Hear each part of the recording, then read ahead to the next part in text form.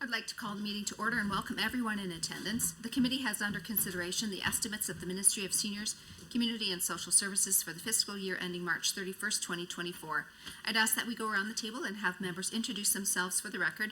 Minister, please introduce the officials who are joining you at the table. My name is Jackie Lovely, and I'm the MLA for the Camrose constituency and the chair of this committee. We'll start to my right. Tanielle, Fort McMurray Wood Buffalo. Grant Hunter, MLA for Tabor Warner. Good morning, Mark Smith, Drayton Valley, Devon. Good morning, Muhammad Yassin, MLA Calgary North. Tanya for MLA Calgary Pigan. Good morning, Richard Gottfried, MLA for Calgary Fish Creek. Good morning, Jackie Armstrong Hominick, MLA for Saskatchewan Vegreville. Good morning, Jeremy Nixon, MLA Calgary Klein, Minister of Seniors, Community and Social Services, and I have with me today Toby Schneider, Cynthia Farmer, Michael Lundquist, and David Williams. Oh, sorry. Marie Renaud, St. Albert. Introduce your staff. Oh, yeah, this is Mariella Green, who is my CA. Sorry, we don't have a microphone. We missed, can we go back to Marie Renaud, please? Marie Renaud, St. Albert, and beside me to my left is Mary Ellen Green. Good morning, Laurie Sigurdson, Edmonton Riverview. Good morning, Janice Irwin, Edmonton Highlands, Norwood. I'd like to note the following substitution for the record. The Honourable Mr. Hunter is substituting for Mr. Long. A few housekeeping items to address before we turn to the business at hand. Please note that the microphones are operated by Hansard staff. Committee proceedings are live streamed on the internet and broadcast on Alberta Assembly TV. The audio and visual stream and transcripts of meetings can be accessed via the Legislative Assembly website. Members participating remotely, if there are any in the future here, we don't have any at the moment, but they are encouraged to turn on your camera while speaking and mute your microphone when not speaking. Remote participants who wish to be placed on a speaker's list are asked to email or message the committee clerk, and members in the room should signal to the chair. Please set your cell phones and other devices to silent during the duration of the meeting. The committee requested American Sign Language interpretation services for this meeting. Unfortunately, this service is in high demand and we were unable to secure interpreters, but I would like to thank all committee members who reached out on this matter. Regarding speaking rotation and time limits, honourable members, the standing order set out the process for consideration of the main estimates. A total of 3 hours has been scheduled for consideration of the estimates for the Ministry of Seniors, Community and Social Services. Standing Order 59.016 establishes the speaking rotation and speaking times. In brief, the minister or a member of Executive Council acting on the minister's behalf will have 10 minutes to address the committee. At the conclusion of the minister's comments, a 60-minute speaking block for the official opposition begins, followed by a 20-minute speaking block for independent members, if any, and then 20-minute speaking block for the government caucus. Individuals may only speak for up to 10 minutes at a time, but speaking times may be combined between the member and the minister. After the speaking time, will follow the same rotation of the official opposition, independent members, and government caucus.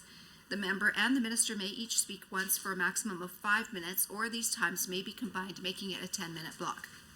If members have any questions regarding speaking times or the rotation, please send a message or email to the committee clerk about the process. With the concurrence of the committee, I will call a 5-minute break near the midpoint of the meeting. However, the 3-hour clock will continue to run.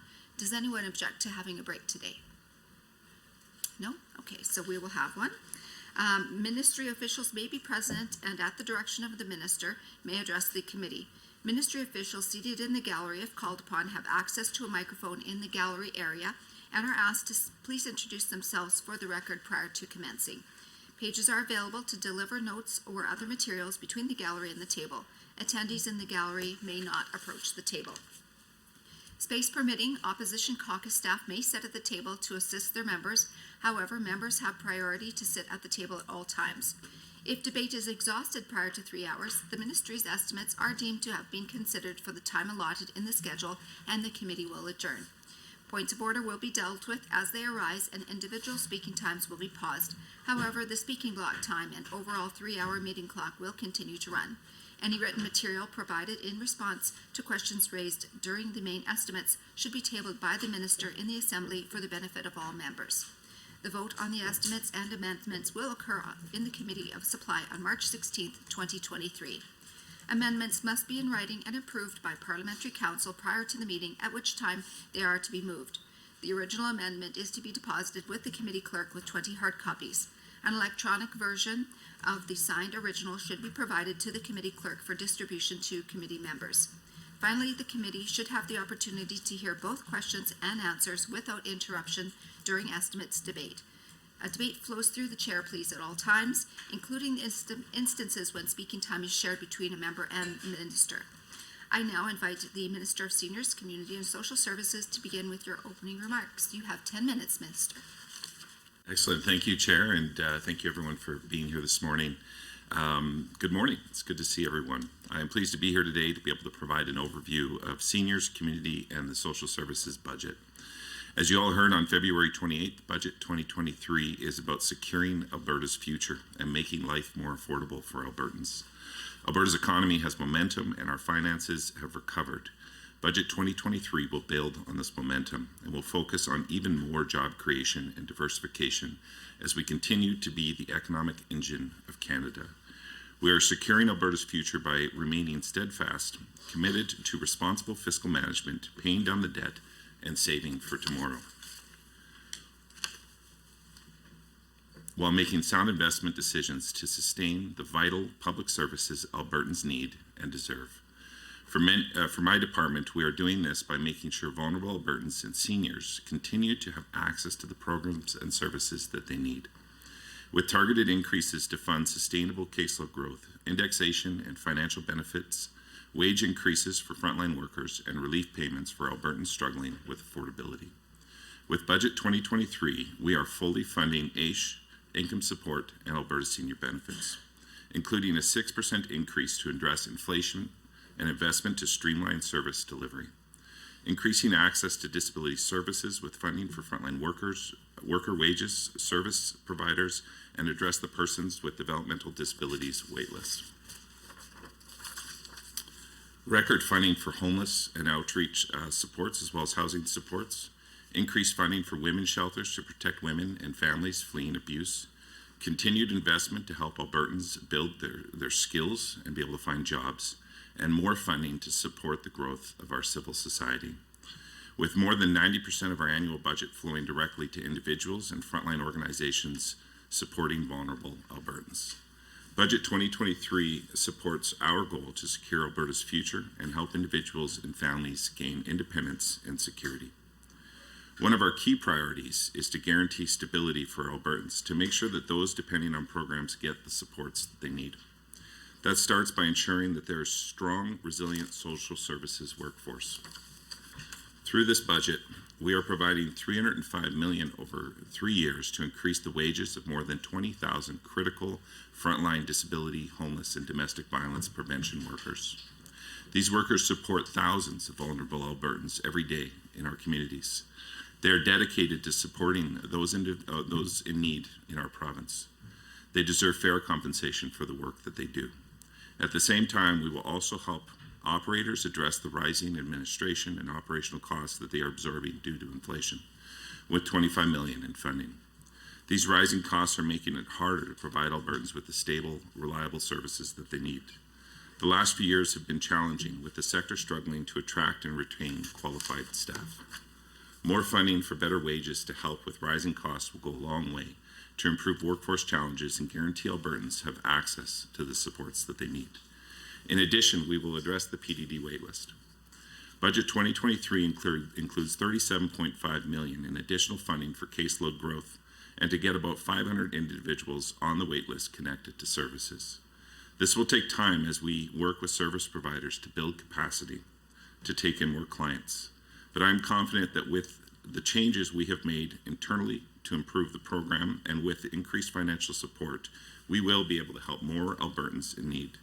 And the program will continue to be a lifetime support for thousands of adult Albertans with disabilities for years to come. We will also continue to support children with disabilities through Family Support for Children with Disabilities program.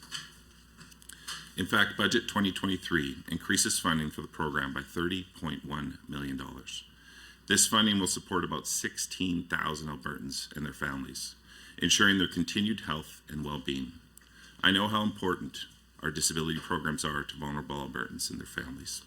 And we will continue to work with the disability community to make sure that we are providing appropriate supports. Budget 2023 provides further stability with compassionate and generous funding supports for families, seniors, and our most vulnerable. This includes $173 million to index financial benefits this year and going forward for AISH, income support, and Alberta senior benefits. Additionally, the budget includes $276 million for affordability and inflation relief program, providing payments for remaining 3 months of this program. That means every senior, every Albertan receiving AISH, income support, or PDD services will get these affordability payments, which are critical lifelong supports for individuals struggling to put food on their tables and to be able to pay their bills. We all know Albertans are struggling with affordability, and we want to help. That's why we're investing $10 million to support food banks and food security programs across this province. These organizations are the front lines, feeding Albertans, and this support is much needed. We continue to build on our partnerships with those organizations to make sure that Albertans do not go hungry. Additionally, the budget includes $16 million for the Low-Income Transit Pass program to help Albertans in more communities to be able to get to where they need to go. This includes $9 million to extend the Calgary and Edmonton Low-Income Transit Pass pilot for an additional year, and $7 million to support low-income transit pass programs in more communities across this province. Together, these measures are making a big difference.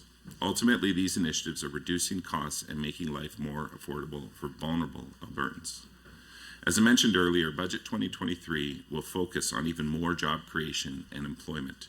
Due to the success of the Alberta at Work initiative, Alberta's unemployment rate has decreased from more than 15% in May of 2020 to 6% just this past January 2023.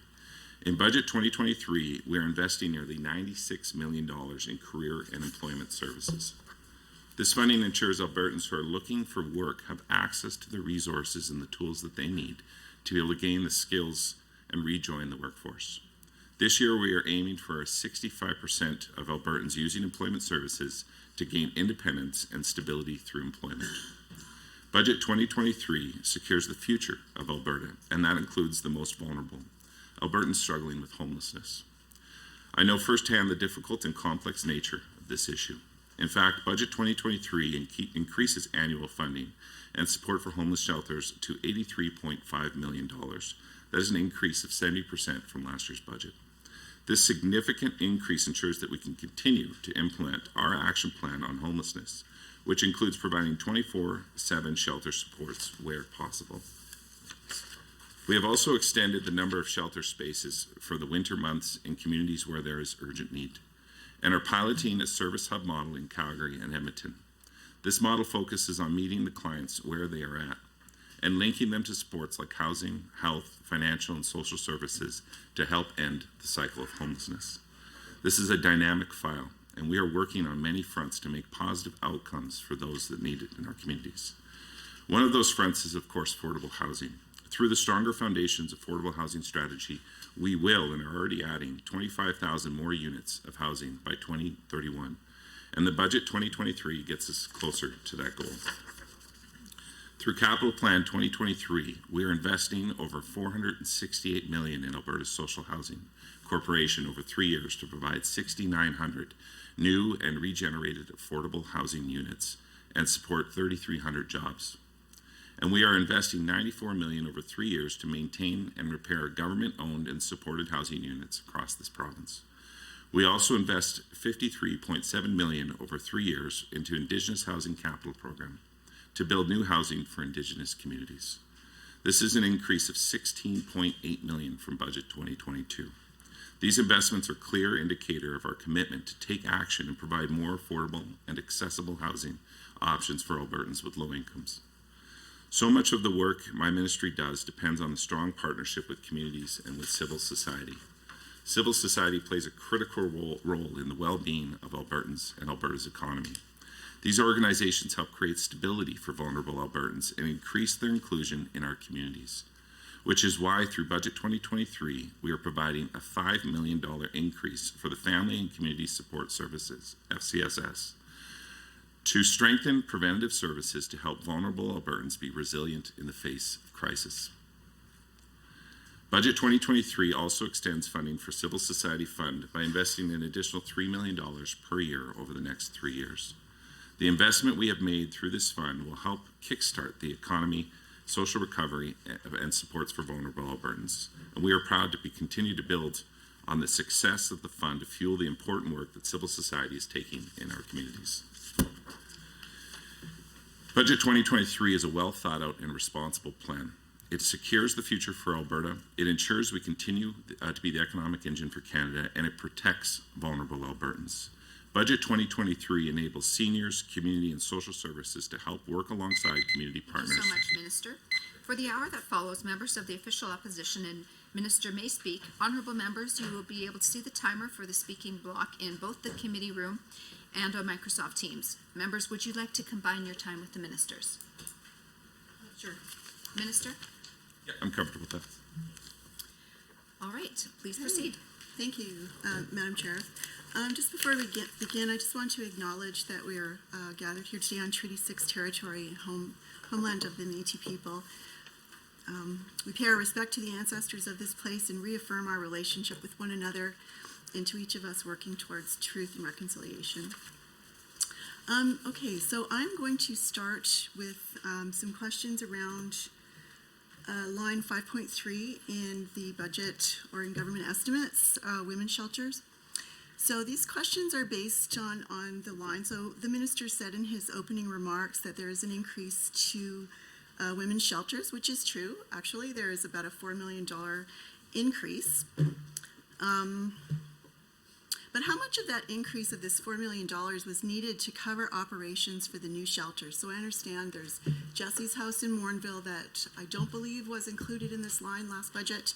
And then there's Ruth's in Calgary that I'm not sure was included in this line. So were those two, is that what is making up this difference? A good chunk of the additional money is designed for increasing capacity.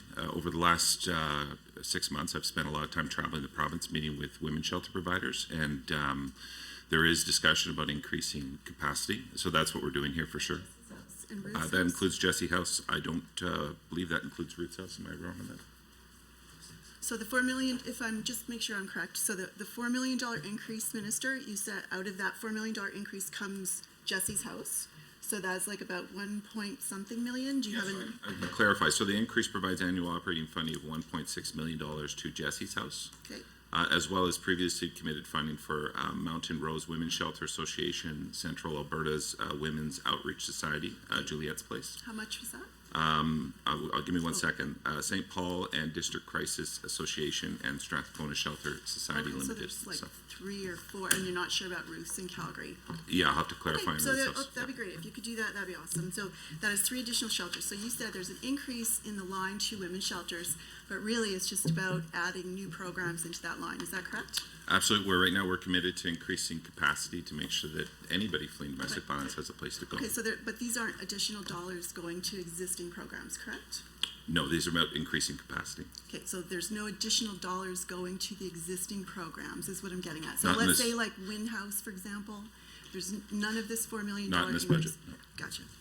So women's shelters, and I knew this because actually 2 days after the budget was dropped, the shelters received their contracts and there was no increases for anything. So I think that it's important when, when we're making statements like we increased funding to women's shelter, technically that is correct. There's $4 million extra, but none of that is going to the existing programming. So you're right, it's just extending capacity. So we know shelter worker wages have been stagnant since 2016.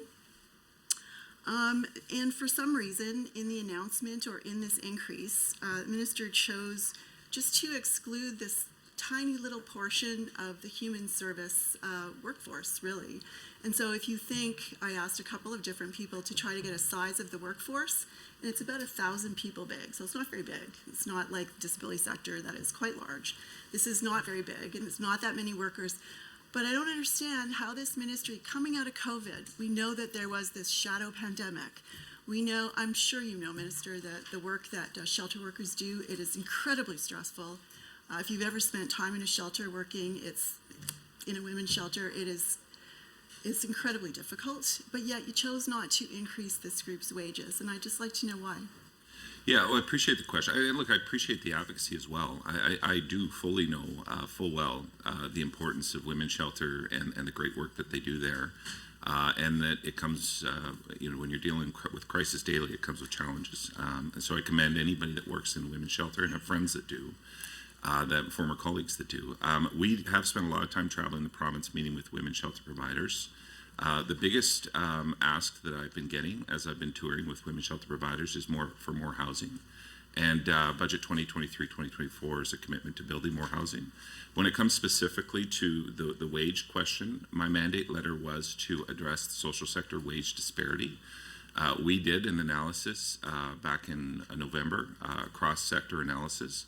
It found that shelter workers were making $18.70 an hour on average. Forgive me, don't quote me on the exact off the top of my head, but disability workers on average were making about 20, but in some communities as low as 15. These folks were competing with Starbucks for employees. And then, sorry, just one clarification because I want to answer your question.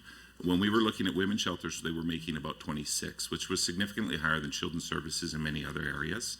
So my task was to deal with the wage disparity, which we did by giving shelter workers and PDD workers a bump. If we had given women's shelters worker a bump, it would have created more of a disparity than we had before. So now what we need to do as we move forward is we need to work across ministries to make sure that we have cohesion as we move forward to make sure that these valuable workers are getting compensated appropriately. Make a couple points. Yep. There are no disability positions other than a sleep shift that are paid at minimum wage, and that I know is fact. So that's incorrect. So one of the I think it's unfair to compare a disability worker or a homeless shelter worker and a women's shelter and say, well, these guys already make a little bit more, so we're not going to give them anything. They have struggled. We know that I think about over 96% of shelter workers are women. Many of them have to work 2 jobs to support themselves and their families, much like disability workers. And this isn't about pitting one sector against another. We all said it, I'm sure, in the chamber during COVID, that there was a shadow pandemic. Things were worse, crisis everywhere, very difficult work. And to purposely leave this group out, I think is a disservice. They're already dealing with extraordinary turnover, and I'm sure the cost of turnover is very high. All the training, the lost time, the coverage, it's very difficult. And in fact, the one stat that I heard from the shelter sector was that only about, 2% of their workers have been there for 2 years. So that's really tough when you don't have stable senior staff. So again, I'm incredibly disappointed that this really small group, so it's not a big financial commitment, but this small group was left out. So I have a question. Hang on a second here. In the last annual report, it listed a total of 52 shelters in Alberta. So there was women, second stage, elder abuse, fee-for-service, reserve shelters. So what is the total number being used to support this budget? And the more important question, in the shelter line specifically, so that is 5.3, are there any other supports in here other than women's shelters? So is this line funding any other programming other than women's shelters?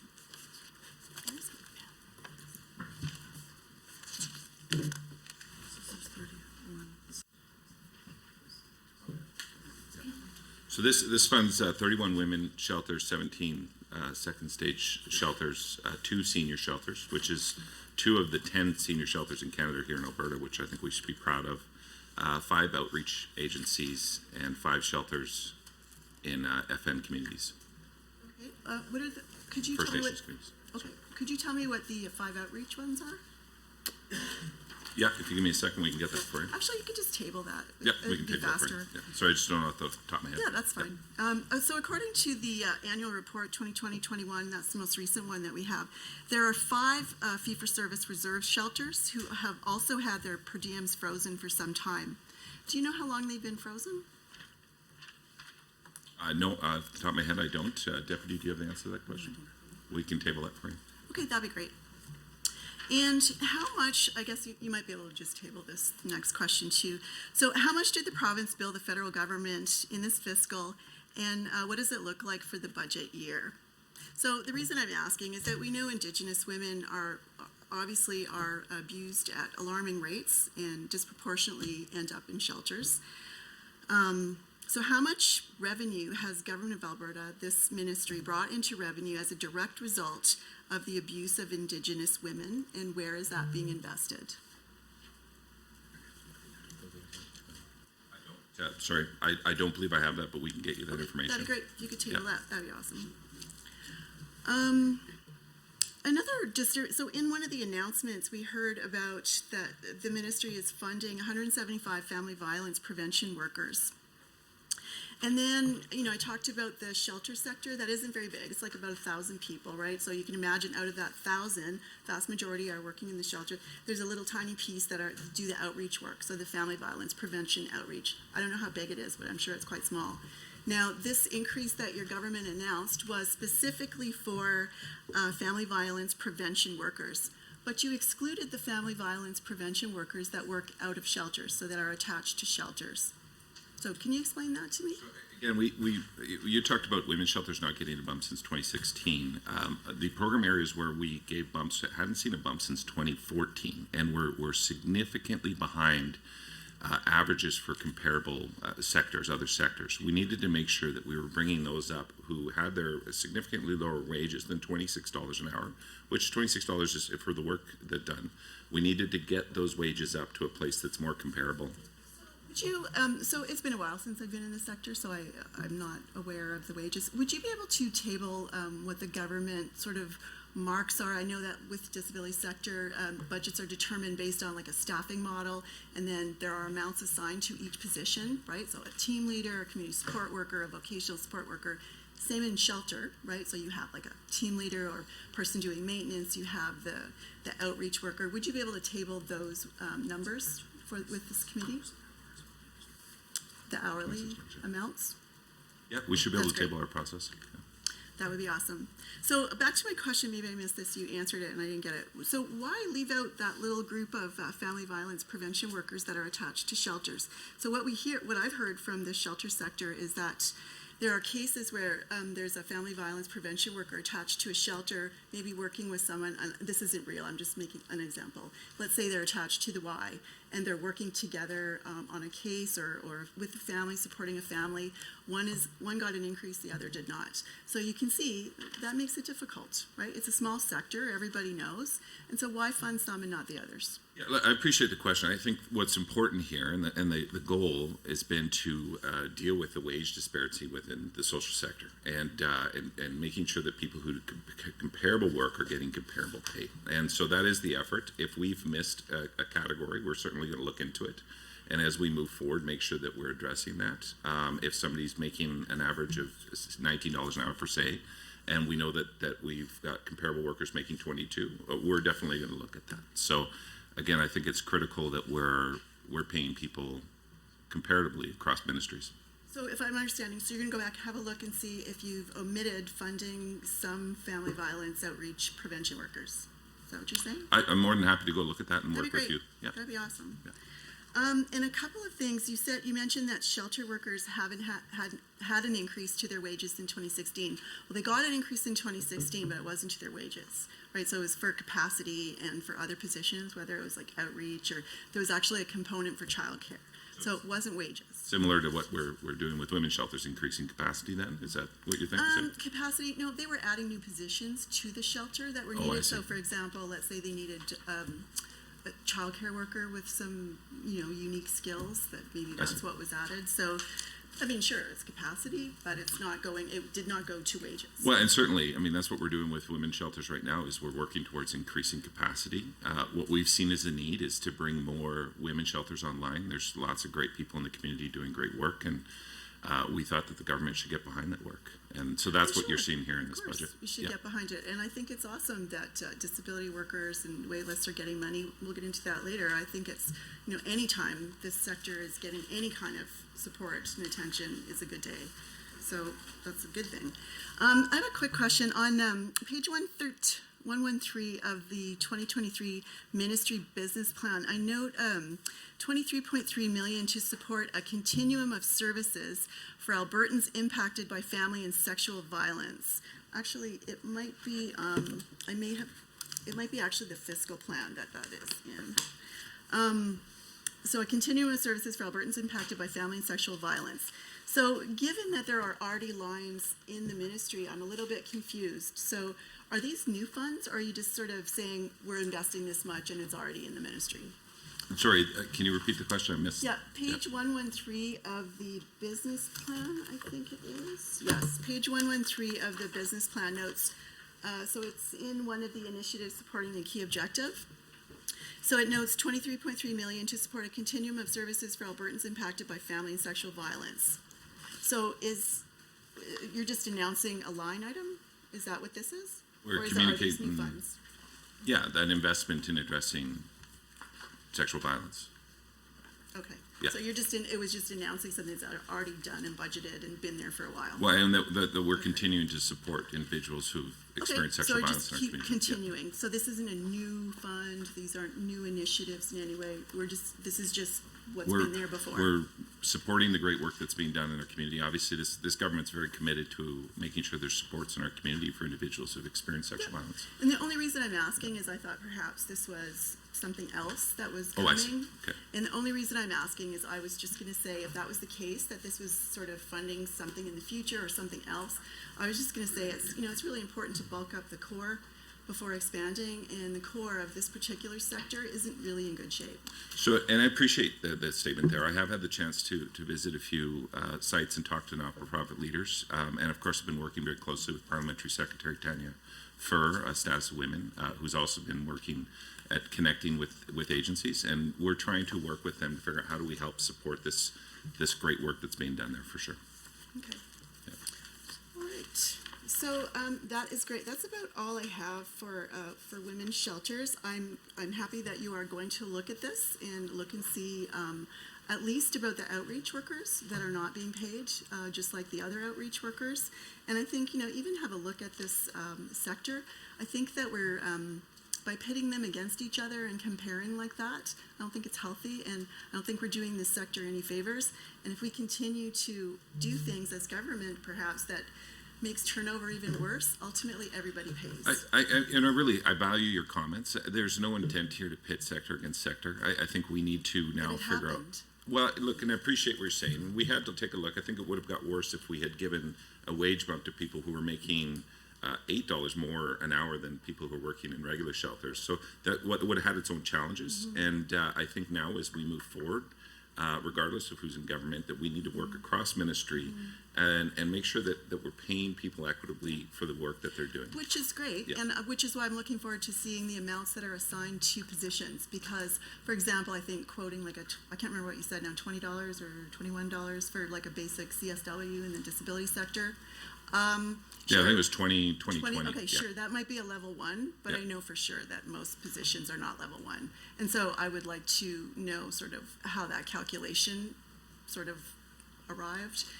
And so it would be very good to see what positions are being paid. So for example, you know, FMS, let me just fit, FMS, right? So you got service providers, family managed support. I know family managed support primarily are paid at a CSW2 rate. And so when I hear that, the average wage for a disability worker is $20, I kind of go, well, that seems odd. Yeah, look, I had received, and I'm sure you've received, numerous correspondence from individuals that work in the disability sector that were outlining what their hourly rate was, and expressing that concern. I think there was a petition with 15,000 names on it at one point. I'm sure you saw that as well. So, are they not being truthful with me about what their rate of pay is? I'm not or- saying they're not being truthful. I Okay. am saying that some positions are funded lower than others. And- And it would be important there's a range, Yeah. and it's important to know, I would like to know how you arrived at that average. Well, and I think you're actually touching on a large challenge as well that we have within the sector is disparity even within the disability sector in regards to Absolutely. how we pay. Because you're right, you do talk to people that are getting on the higher end of that, Absolutely. probably closer to women's shelters, and there are people that were making $15 an hour because I talked to them. There are- And so- there's an average within all of that, which So are you is saying that people not sleeping, like not a sleep shift in the disability sector, there are some, not sleeping, there are some people in the disability sector that are getting paid $15 an hour? I talked to them while I've been on my tour. Yeah. Could you, could somebody in your department get that information? Because if there is somebody working in the disability sector, not a sleep shift, that's getting paid $15 an hour, That's a new Well, they're not turn of they're not events. getting paid $15 an hour anymore because we've given them all Even the if raise. you gave them a 6% bump, $15, that's still pretty bad. So if there are people that are not sleeping that are getting paid that low, could you table that? Sure, I can That'd be introduce you to them if you're willing to come on tour with me. No, I don't need to go on a tour with you. Thank you. It'd be lovely though. We can Yeah. have some fun. Okay. How much time do we have? This is the 40-minute clock. Okay. So we're going to move on a little bit to had a little sojourn into disability sector, which is always fun. So changes to this, I think it's really important to talk about changes to this ministry. Now, I think it's also important to know that we're super close to an election. We're like just over 2 months away from an election. And so I was a little bit surprised to see the depth of changes in the ministry reorganization that happened like 74 days before an election. And so maybe I'm cynical, but I think, why on earth would you do this 74 days before an election? Anyway, let's talk about that. So I want to provide some context. So 74 days before an election, you chose to add more complex, oversubscribed, and heavily subscribed supports to a ministry that was already busy. So last year, it was already about $4 billion in spending, which is significant. And now we're up over $5 billion. So that is alarming for a number of reasons. So in the first budget in 2019-20, there were 223 FTEs cut from community and social services. The second UCP budget in 2020-21, that was tabled at the height of COVID, more jobs were lost. So that second budget, another 136 FTEs were removed, gone, taken away. Now, every time I asked at budget estimates, I always got the same answer, right? Oh, attrition. Well, okay. I've asked for details numerous times of where are these FTEs going, where were they taken from, and have never received any clarity. Now, the third budget in 2021-22 cut another 21 jobs, and the fourth, 2022-23, cut another 102 jobs for a total of 482 jobs. So between 2019 and 2022, almost 500 FTEs were removed from community and social services, now as seniors in community and social services. Now, all of this happening in the last year or so, while this government was raking in billions, and we were still hiving off jobs. So on page 161 of the fiscal plan, so that's schedule 22 of the full-time equivalents, seniors, community, and social service FTEs were adjusted from a previous total of 2,547 FTEs to 3,009. So that's an increase of 462 jobs. Now we know that there was a transfer, obviously, with the reorganization that is in the notes. But my question is, so out of those jobs, how many were assigned to seniors? How many were assigned to housing? And how many were assigned to Office of the Public Guardian and Trustee? Yeah, so I appreciate your comments. First of all, I'd like to address the bringing together of the two ministries. There's a lot of synergy between seniors housing and then what was community and social services. And I think there's been a lot of value in bringing together the operational side of housing and the capital side of housing and working collaboratively together.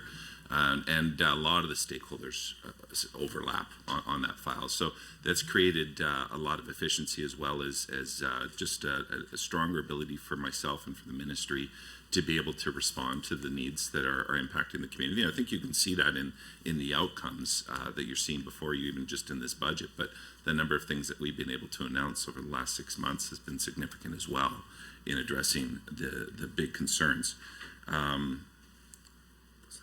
Oh, that's the breakdown. Yeah, appreciate that. Yeah, thank you. So I just wanted to be able to address that. I think there's been value in bringing the ministry together, and certainly we're up for the task. And then it's been able to create efficiencies as well overall by bringing the ministry together as having people that were working on similar things now working in together in the same file. We've been able to move the needle forward within the ministry. Over the last couple.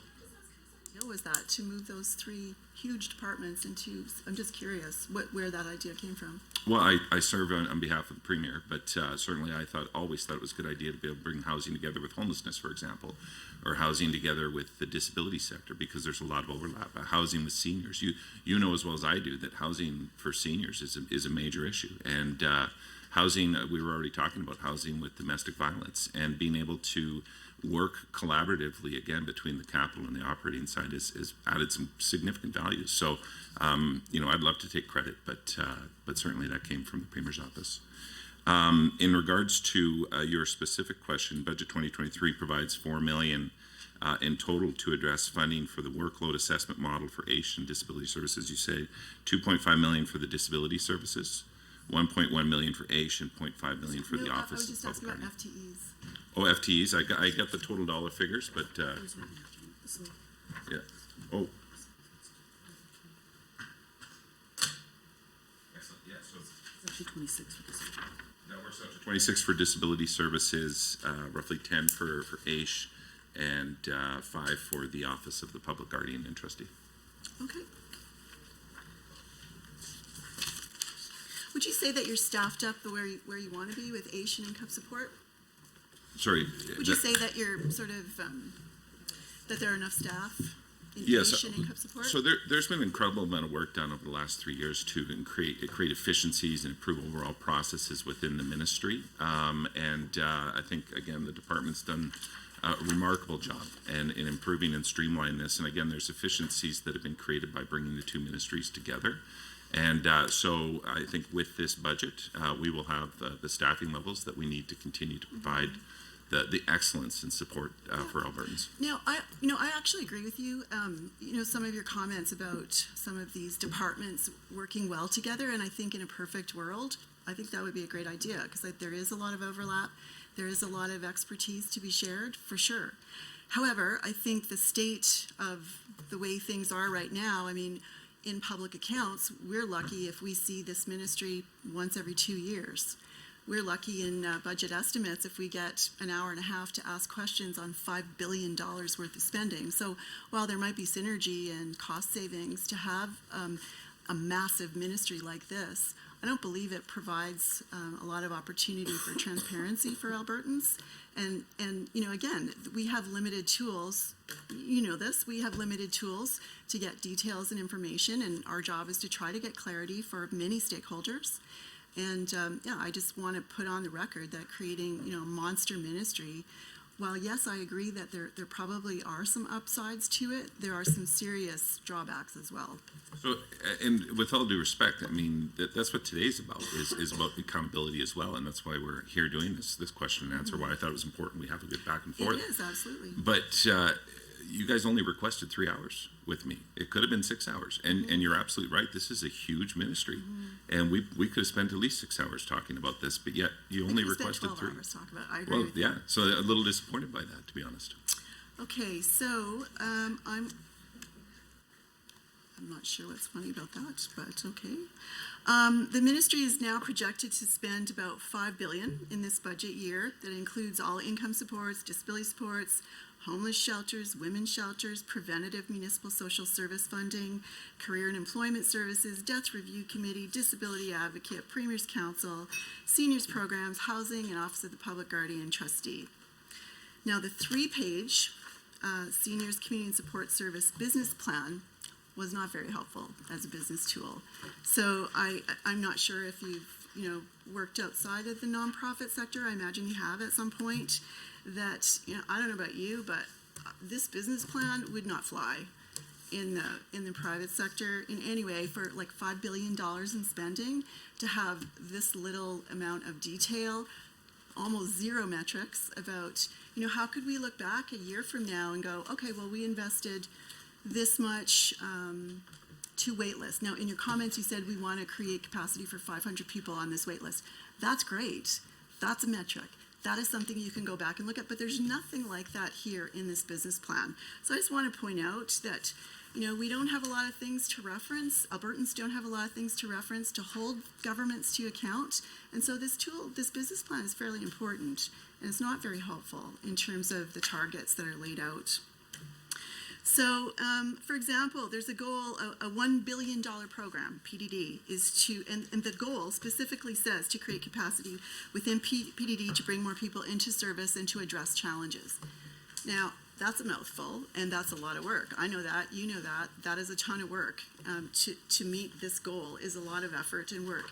And I'm just curious why there wouldn't be some transparent targets so that the work of this ministry, the super important work of this ministry, because I think it's very important, that the work of this ministry can be evaluated by Albertans and by the opposition as well, to say, you invested this much money of Albertans' resources, and here's what we got as a result. But I don't see that, and it seems to be getting worse, and I'm not sure why. So this particular business plan, although has almost $1 billion more in spending, has less in terms of goals and targets.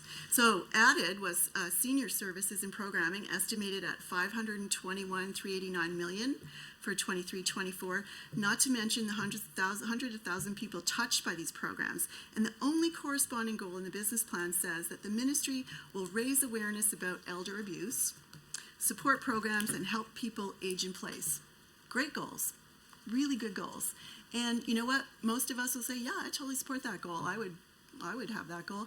But it doesn't mean anything if there are not targets and then commitments about the work that'll be done to reach that goal.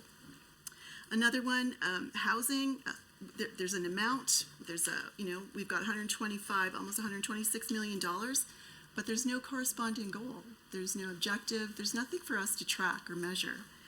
Added public guardian and trustee for another $27 million, but not just that, right? So we also know that OPGT also manages over $700 million in assets. So that's a fair amount of work, and you would think that you would want a goal for that. And the only goal there is to ensure personal and financial decisions are made in the best interest of Albertans. Now that's the role of the OPGT. I mean, we know that, right? That's just basic. But there are no other goals. There's no goals about change. There's no goals about growth. There's no goals about investment marks that you want to hit. Nothing like that. So my question, there's over $5 billion in spending in this budget for very complex and vital supports for Albertans, and there's barely any detail or any objectives that are measurable, much less useful to, not us, because I think we live and breathe this stuff, but the average Albertan, so the average parent that has a child with a disability that wants to look at this ministry documents and find out, what can I expect? What can my child expect? There is very little for them to measure, and there's very little for them to understand. So do you consider this business plan sufficient for this much spending? Sorry, that was a lot there. I'm going I to know. go right back to the beginning. I've spent my entire career outside of working as a carpenter for a short while and building countertops, and I was a lifeguard for a little while. Not a lot of business planning as a lifeguard. But I spent my entire career otherwise in the not-for-profit sector. I managed multi-million-dollar programs, 60-plus staff teams, and I can tell you that business planning was a significant part of the work that we did, strategic planning, and so I know that that is a very important part of our not-for-profit sector, is to be able to plan for businesses. So having that experience is important.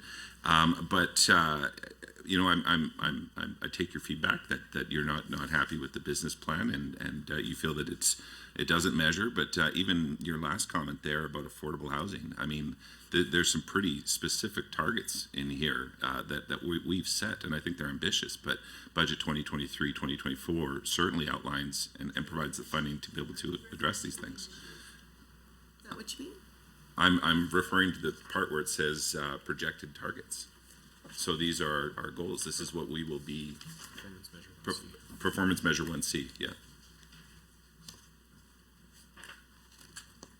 I mean, this is what we will be held against in 3 years, in 1 year, and we're already So these are demonstrating investments. action in regards to, these are specific targets, Yeah, though, these are 25,000 investment- units these are over 10 investments, years. though. These are But investments. they are targets. They're our objective, and this is what's So you're going to. comfortable with this level of detail and You know, planning? we follow Treasury Board guidelines. I know.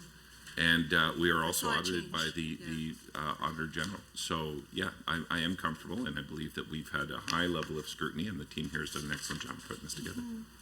Okay. I have a couple of quick questions about Claire's Law.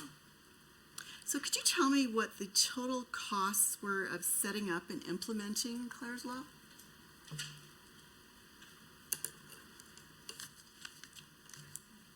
Just give me 1 second. Sure.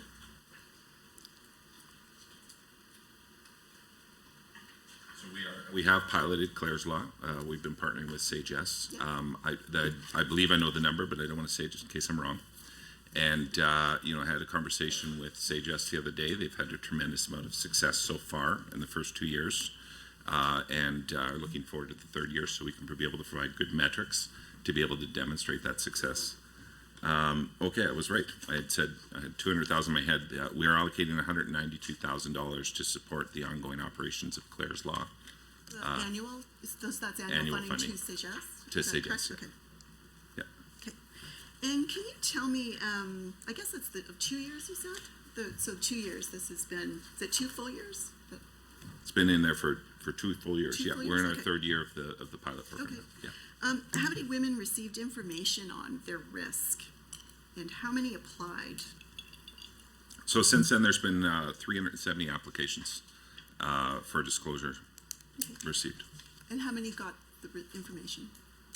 I don't have that information in front of me, but certainly can get it to you. So if you could get that in table, that would be great. And so in the 2 years, so this has been going on for 2 years, and so 370 applications. We're not sure how many people have received disclosures, but you'll table that.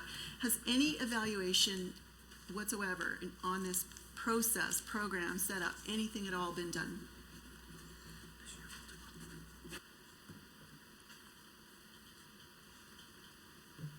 That's right. So this is a pilot program, and this year we will be evaluating that. Okay, so you'll only be evaluating after the 2 years. Well, there was 370 Two. applicants for disclosure, so we know that there's been a significant more. They'd only expected 100 a year, and they've been receiving significantly more. So we're in conversation with them about how do we actually help them, support them in the final year to make sure that they can do that and complete the pilot program successfully. Well, the pilot was 3 years. 3 years, since they have 1 more year left of the pilot program. And then we'll be able to talk about the program. It's very difficult to measure that in the middle of the pilot program. Yep, you're right. So, yeah, so it's a 3-year pilot, so nothing coming for a while. Okay. Hopefully next year. Yeah, Yeah, so for a while. I guess a while is perspective, isn't it? Yeah. Okay, fair. Okay, I want to talk a little bit now about food banks. So on page 11 of the business plan, I note that $5 million in grants to food banks and civil society organizations supporting food security. So that is located in FCSS, correct? So that $5 million would be located in the line 6.2, is that correct? Yep, that's correct. Okay. And how much of that $5 million increase that went through FCSS, how much of that went to permanent food banks? 3 million, I believe, right? So 3 million of the 5? Yeah? Oh, Okay, so sorry, where- just I want to make sure I give you the right number, but that was. Yeah, so 3 million went to food banks, and then we had an additional 2 million that community organizations that provide and address food security could apply for. like what kind of community organization? Well, I can think of a number. We have we have a list at some point here, but So when we say, okay, so I guess your release did say it was for food banks and other supporting organizations, so. can I tell you why? Because food banks have a certain reach into the community, but there are a number of different community and cultural groups as well that have a broader reach and can also work towards meeting unique needs of those individual cultural communities. So one of the big things I've heard from individuals is a lot of the times the food that's offered through food banks is not the type of food that their culture, their communities used to work sure, with preparing. absolutely. So we've been partnering with numerous not-for-profits, community organizations to try to address that, and but also individual groups have different reach in the community to be able to understand and identify need and be able to bring resources to where they are. But I mean, I can start listing here from the top here. We got Airdrie Food Bank, Alex Mirror Wellness Support, Athabasca Good Samaritan, Banff Food Bank, Barhead Food Bank, Basham District Food, Beaver Lodge Christmas Hamper. List, Minister, that would be great. Oh, And so yeah, would love to. All I actually wanted to know was, so the 3 million went to food banks, but there was 2 million to organizations. That's what I wanted to know was. Oh, okay. Just the list of the other organizations, non-permanent food banks. Yeah, I'm very happy to share this list Okay, with you. that'd I be think great. there's some great success here. So, okay, so you're going to table that. So here's a question I have, and I've not understood this from the first day that I found out about it, because I just don't get it. So we know, and I've asked you this in question period before. So My expectation, I guess, from the release, it was that $5 million was going to address food insecurity. Me thinking, the vast majority would go to the food banks, to the big food banks, I think, that are doing a lot of work. And I'm not saying they're the only food banks, for sure. But you've got Calgary and Edmonton that are massive, that are like these feeder food banks, right? They're sending out food all over the place. I know that represent St. Albert. Edmonton Food Bank has sent food to St. Albert before, to lots of organizations in the inner city that are supporting people without homes. We know that. I don't understand what equation was used so that the big food banks ended up together, combined, with only about $500,000. Like, I don't get that. So there's about 104 food banks, I think was listed. And the two biggest ones, two massive ones, only combined got about $500,000. And we heard from the Edmonton Food Bank, they were quite vocal about it, that covered their food expense for probably a month. They're doing about 31,000 hampers a month, and they're feeding, or they're sending food out to, I think, like 300 organizations. So I can't speak to Calgary because I did not ask them for numbers, but could you explain this to me? Like, what equation was used to determine what went where? I think it's important to recognize the amazing work that food banks have done, and these other not-for-profit organizations have done in regards to addressing food security, and throughout time have done this without any resources from government, including under when you guys were government. There was absolutely 0 pennies put into food banks. And they've been quite successful over the years in regards to mobilizing community. A lot of their success is also because of volunteerism, but a broader community engagement in addressing food security. We don't want to replace that. I think it's important that we continue to encourage that level of civil society action to make sure that we, as people, are involved in helping address and meet the needs of our neighbors. I think we don't want to lose that as a society. So this fund was not designed to take over that, but understanding that volunteerism had dropped, that donations had dropped coming out of the pandemic, and that demand had gone up, we need to get behind that. And so that's why we did the matching fund program as well, was to help encourage and the natural strength of these organizations to mobilize and keep the community involved. And but we didn't want to come in and completely take over as well. So this was partly in support of food banks, but also partly as a call to action to Albertans to get involved and remind them that there is still this great need in our community. And I think it's worked. So Could you explain to me still? I don't get it. So why the two biggest food banks, biggest need, because they're feeding the most people, obviously, right? So the two biggest food banks got combined $500,000. Like, what equation was used to figure that out? So we worked with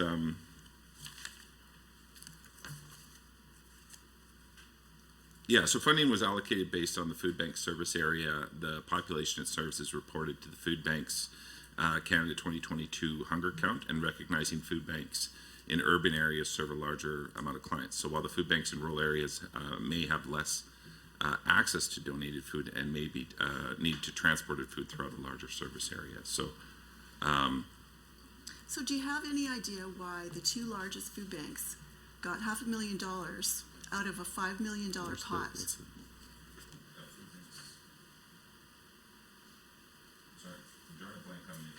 We worked with FCSS and what was it? Food banks. Yes, we work with FCSS and food banks, and then independent. Yeah, sorry, I'm drawing a blank on the organization's name, but there was 2 organizations that we worked with in regards to setting the priorities for how these would be distributed within the community. And as you well know, FCSS has a good feel for what's on the ground in regards to who's operating. So we worked in collaboration with FCSS and Food Banks Alberta, I believe it's, to distribute these resources in what we thought was an equitable way based off of demand across the province in unique communities. So FCSS, that is within government, Within municipal government, within government. Okay, so you consulted with FCSS, Food Banks Alberta. Now, did they develop an equation? Is that what you're saying? Like you said, how did you decide? Like just per capita? So this was based off of Food Bank Canada's 2022 hunger count, and recognized food banks in urban areas serve based off of demand and usage over the time. So we worked with them to help distribute this based off of, Okay, sure. But Population so and need, based yeah. on that, just based on what you're reading, Yeah. makes sense, right? That the biggest food banks like Edmonton, massive food bank in Calgary, because they are feeding the most people in this province. The Yeah. two food banks, by far. But they got $500,000 out of a $5 million pot, and I don't understand if we're looking at, the number of people that are fed, the amount of food insecurity, the amount of the pounds of food moving. Like, I just don't understand how the two massive food banks got $500,000 out of a $5 million pot. I don't You- get it. You're talking about a lot of not-for-profits across the province that work towards addressing food security. So as we spread these funds out Right. across the province to meet need, that 119 established food banks were offered grant funding in December 2022. 119. So that's pretty significant. It is significant, but I think if you look at the total number of people being fed, sadly, that are relying on food banks, and there's a lot of them, unfortunately, there's a lot in rural Alberta, and don't get me wrong, I think life is a lot more difficult in rural Alberta because there are not the supports that there are in the big cities. So I get that there's a lot of issues in rural Alberta. However, if you look at the sheer numbers and the pounds of food that are moving and the number of people that are being fed and the number of organizations that are being fed by a food bank, Calgary and Edmonton are massive and take care of most of the need in terms of numbers, right? We know that most of the people are in the large urban centers, but they got a fraction of $5 million, and I don't understand. Look, I appreciate what you're saying. I mean, they are one of 119 service, or two of 119 service providers. And so they did get funding, but numerous other organizations, not only across the province, but in Calgary and Edmonton also got funding to address food challenges and food scarcity issues in their communities. So this wasn't that Edmonton only got $250,000. Edmonton, and we can break that down, got significantly more than that as we work to partner with numerous agencies to address this need. And, yeah. For comparison, how much? Conversation needs to be directed through the chair, please. Okay, here we go. So how much has gone to the St. Albert Food Bank? How about, let's compare St. Albert to Edmonton. Does that work? Sorry, Chair, what was the question? Okay. So what's the difference, let's say, between St. Albert Food Bank, what they received, and Edmonton Food Bank? So just out of pure curiosity, just for, the amount of people that live in St. Albert. Albert Community Village and Food Bank got $60,000. Okay, got 60. 60,000, yes. So can you table the list of all of the food banks and what they received? Would you table that for this committee? Chair. Would you please table the list, Chair, through you, to the minister? Yes, Chair, I'd be happy to table the list. Okay, that'd be great. Okay, I'm just gonna ask a couple of questions about AISH.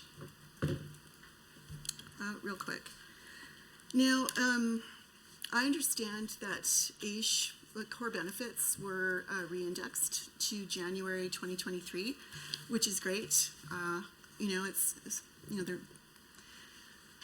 It's not perfect. It's not back to where it should be, which was 2019. That never should have been undone.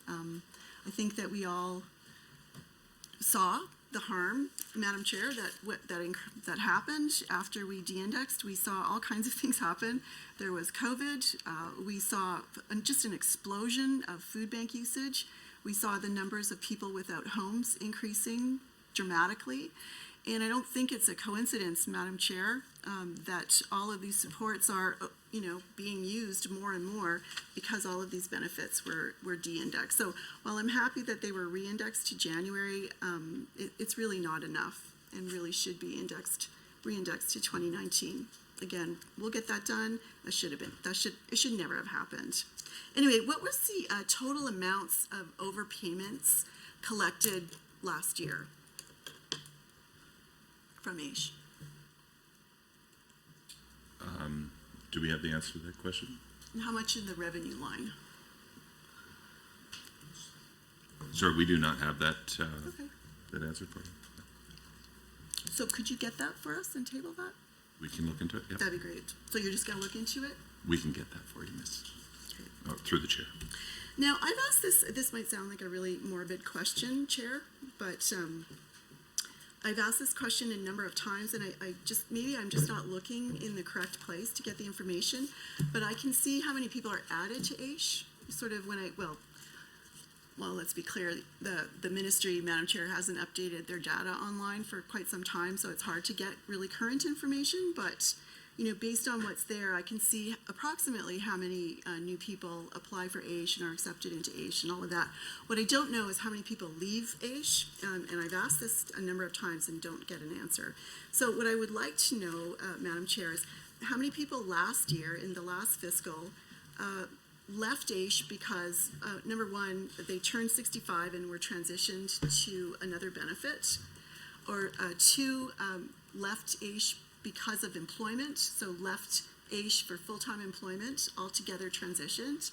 And then how many people were removed from AISH roles because of they died. And so I'm looking for that number, those three numbers.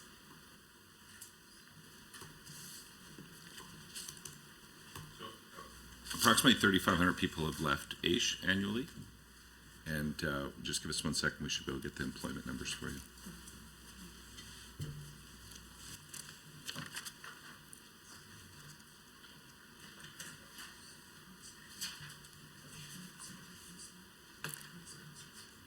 Approximately 1% of the caseload, so it looks like 739 people left because they turned 65. Okay. And we don't have employment, but that's a great question. I'd love to get you the answer for that. And death? Death. Sorry, Chair, death? In total, 350. Yeah, so we don't have that broken out, but 3,500 annually left, and that would include people who passed away. Okay. Yeah. So I had asked a number of times throughout COVID because it was really tough to get some information, but clearly this was a group that was very vulnerable, right? So this is a group that all of us were working super hard to keep safe. I mean, this was the group, and I think probably most of us that have friends or family that have disabilities probably have really awful stories about COVID, what that was like, and illnesses and all of that. What I'm trying to get at is how many people left AISH and died, passed away because of COVID, that were attributed to COVID. So I know that that information is collected when people leave AISH, so I'm just looking for that number. Yes, so that's a great question. I think it's worth looking into, and we're certainly more than happy to go see what we can do to find out what those numbers are, and if that. Note. Oh. Behind you. Oh, there we go.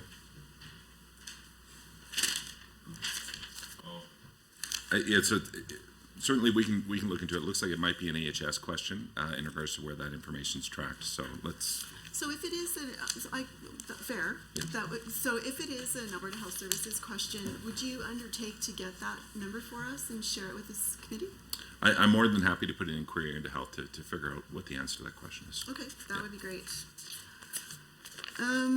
Okay, so I'm going to go quickly to FSCD, so Family Support for Children with Disabilities. So primarily line 4.4 government estimates.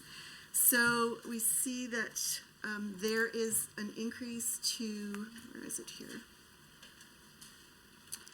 There is an increase of about, well, depends what you look at. Depends if you look at the budget or the forecast. There is an increase. I don't know what number you're going with. I think I heard you in your opening statement say like 30 million, 30.1 million. Is that what the number you're going with? There's an increase of 16 million. 60 million, okay. Yep.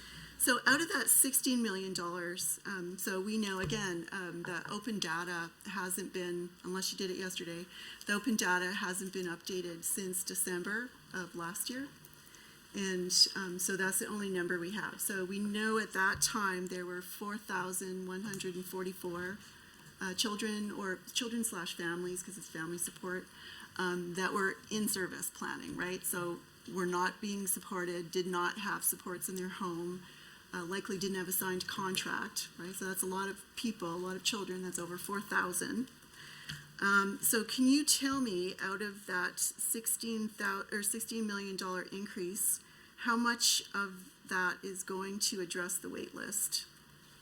I would, so first of all, I want to stress how important FCSD is. Talked to numerous people in my community, emailed the office as well as I've been door knocking, and talked to a lovely lady at a recent town hall about the challenges that she's been experienced with FCSD. So I think there's full recognition that this is a program area that needs attention. And Described often as a hot mess. well, and I appreciate that. And I think challenges coming out of the pandemic have increased it as well. And so that's why we have this investment here. So I sincerely appreciate your advocacy on this and want to make sure that you have my full acknowledgement that this is an area that we need to improve upon as a government for families and children with disabilities. So we are committed to that. And I think you see that here with the $16 million to try to address that and improve frontline supports. We're also, it's not always about more money. We're looking at the overall system to figure out how do we improve, reduce administrative burden for families that are trying to access supports, triage in a different way, and making sure that people can get in and get those supports quicker, especially depending on the complexity of those needs. And so stay tuned. I know you probably don't like that expression, but this is something that I am fully. Yes, but I'm very focused on working towards addressing that, and do believe the 10% increase as well for the disability sector So is the going to help 60 support million this. is for wages? There's for wage increase as well as for increasing capacity to address. So $16 million, how much is going to wages?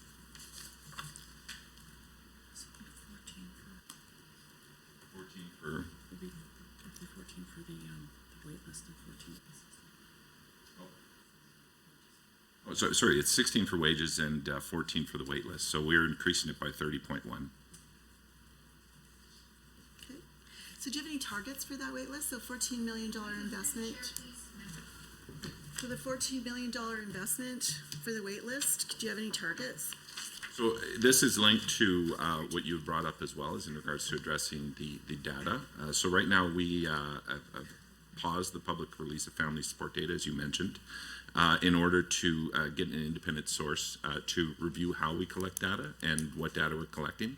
So at this point, until we get the results of that independent review of our data collection, it's going to be difficult for me to answer that question. But my hope is through that process, we will be able to more clearly articulate what the wait list is, who's on the wait list, and what, that way we can set goals and targets for how we move forward. The program review is specifically about the wait list? This is specific about how we collect data within FSCD and understanding what the challenges are. Deputy, do you want to supplement? Thank you very much, Cynthia Farmer, Deputy Minister. We're looking at the whole program in its entirety. So as you know, through the chair, we have recommendations from the auditor in terms of training. We've started there. We're looking at applications. We're looking at how do we, as far as streamline the application process, as well as we're looking at then what we call a wait list. When we started to review the wait list data that's included, we had things in there that we were collecting numbers for people that were being referred, and that's not really a true wait list. Some of the numbers weren't actually as far as giving us a true sense of the wait list. So we have a very comprehensive review, which is being led by our ADM in terms of disability. And as the minister said, we have some good things that we think to cut red tape coming forward. I wasn't clear what you said about referral. So like say somebody would refer a family to FSCD, and then that would count as a wait list? Yes, yeah, and it was interesting. And so particularly last year, and you'd asked many questions about the wait list. We took it back and we looked at the wait list and just how, as far as people were waiting for service plan and who they were. And some of the numbers would be different than how we would collect for income support. So we're looking at the whole program, but it's not just the data, as the minister is talking about, it's also the experience of the Albertan, and we think that we can cut some red tape for Albertans. We can pathway Albertans to get services quicker. We're also looking at multi-year agreements, which I think families would be excited about. Yeah, big cost savings, I'm sure, at renewal to eliminate some renewals. Oh, sorry, through the chair. It would be a cost savings. Anyway, so do you have, I guess you don't have any metrics then for the wait list? Sorry, You don't have any there aren't any metrics to say, okay, so we're gonna invest $14 million in the wait list to, for sure, review the people on the list, to the data, to see, maybe some people don't even belong on that list. Sorry, that's a great question, and that's exactly why this independent review of the data is so critical, because we want to make sure that we're tracking the right things, and so that B, we can actually monitor this and create goals as we move forward. So I think that's absolutely critical. The other thing that's important too is we're working towards, and I think the Minister of Education mentioned this during her estimates, but we want to make sure we're improving the overall family experience. And right now, there's supports in health, there's supports in education, there's supports in seniors, community, and social services. We want to make sure that we're working better across ministries to provide a better support system for families at the end of the day. So that's what we're working on right now. Yeah. Tell me, just real quick, we're gonna run out of time. How many families out of, just if you have this information or even just an estimate, how many families of the 4144 on the service plan and caseload wait list have been there for 12 months or more? I would imagine that there's quite a few. On the wait list, sorry. I mean, yeah, give me 1 second if we can. I don't know if we have that answer readily available. But if you could table that'd be yeah, great. but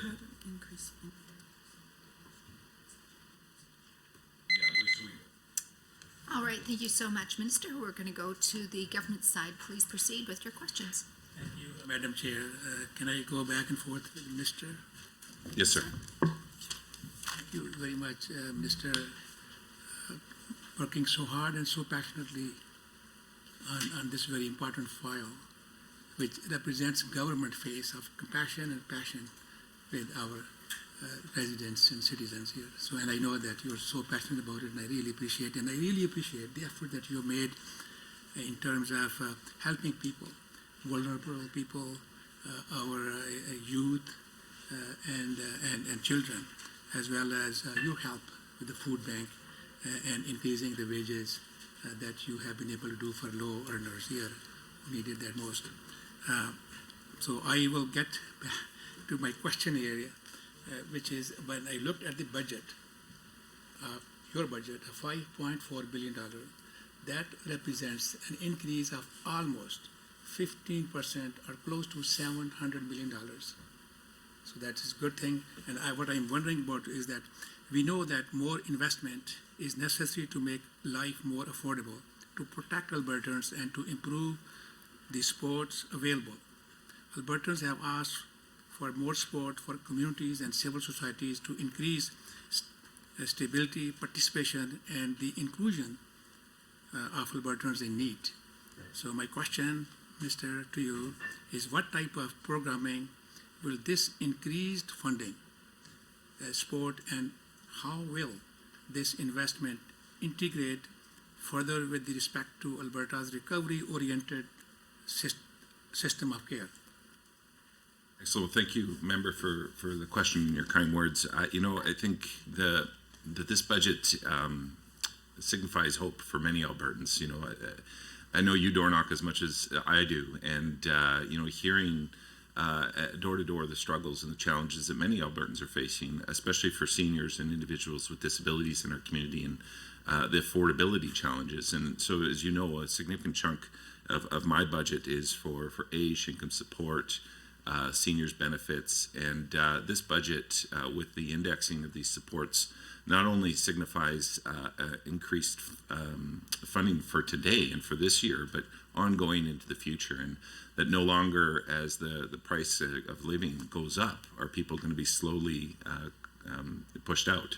And so I think that's probably one of the most significant things in this budget, but one of the things I'm most proud of is that investment in making sure that individuals are able to put food on their plate and pay their bills, and especially those who are most vulnerable in our community, and that ongoing commitment to doing just that. So the other part of it is so much of my ministry is supporting the amazing individuals that work in our community, support our most vulnerable, and partnering with our not-for-profits, partnering with those who work the front lines in this area. And after being ignored for 10 years these individuals are getting a much-deserved pay increase. And again, I know how impactful that's been. I was chased down in the street the other day when I was door knocking by an individual who just wanted to come up and give me a hug and thank me for that, and where they had lost hope, and it had that increasing challenge to be able to feed their family,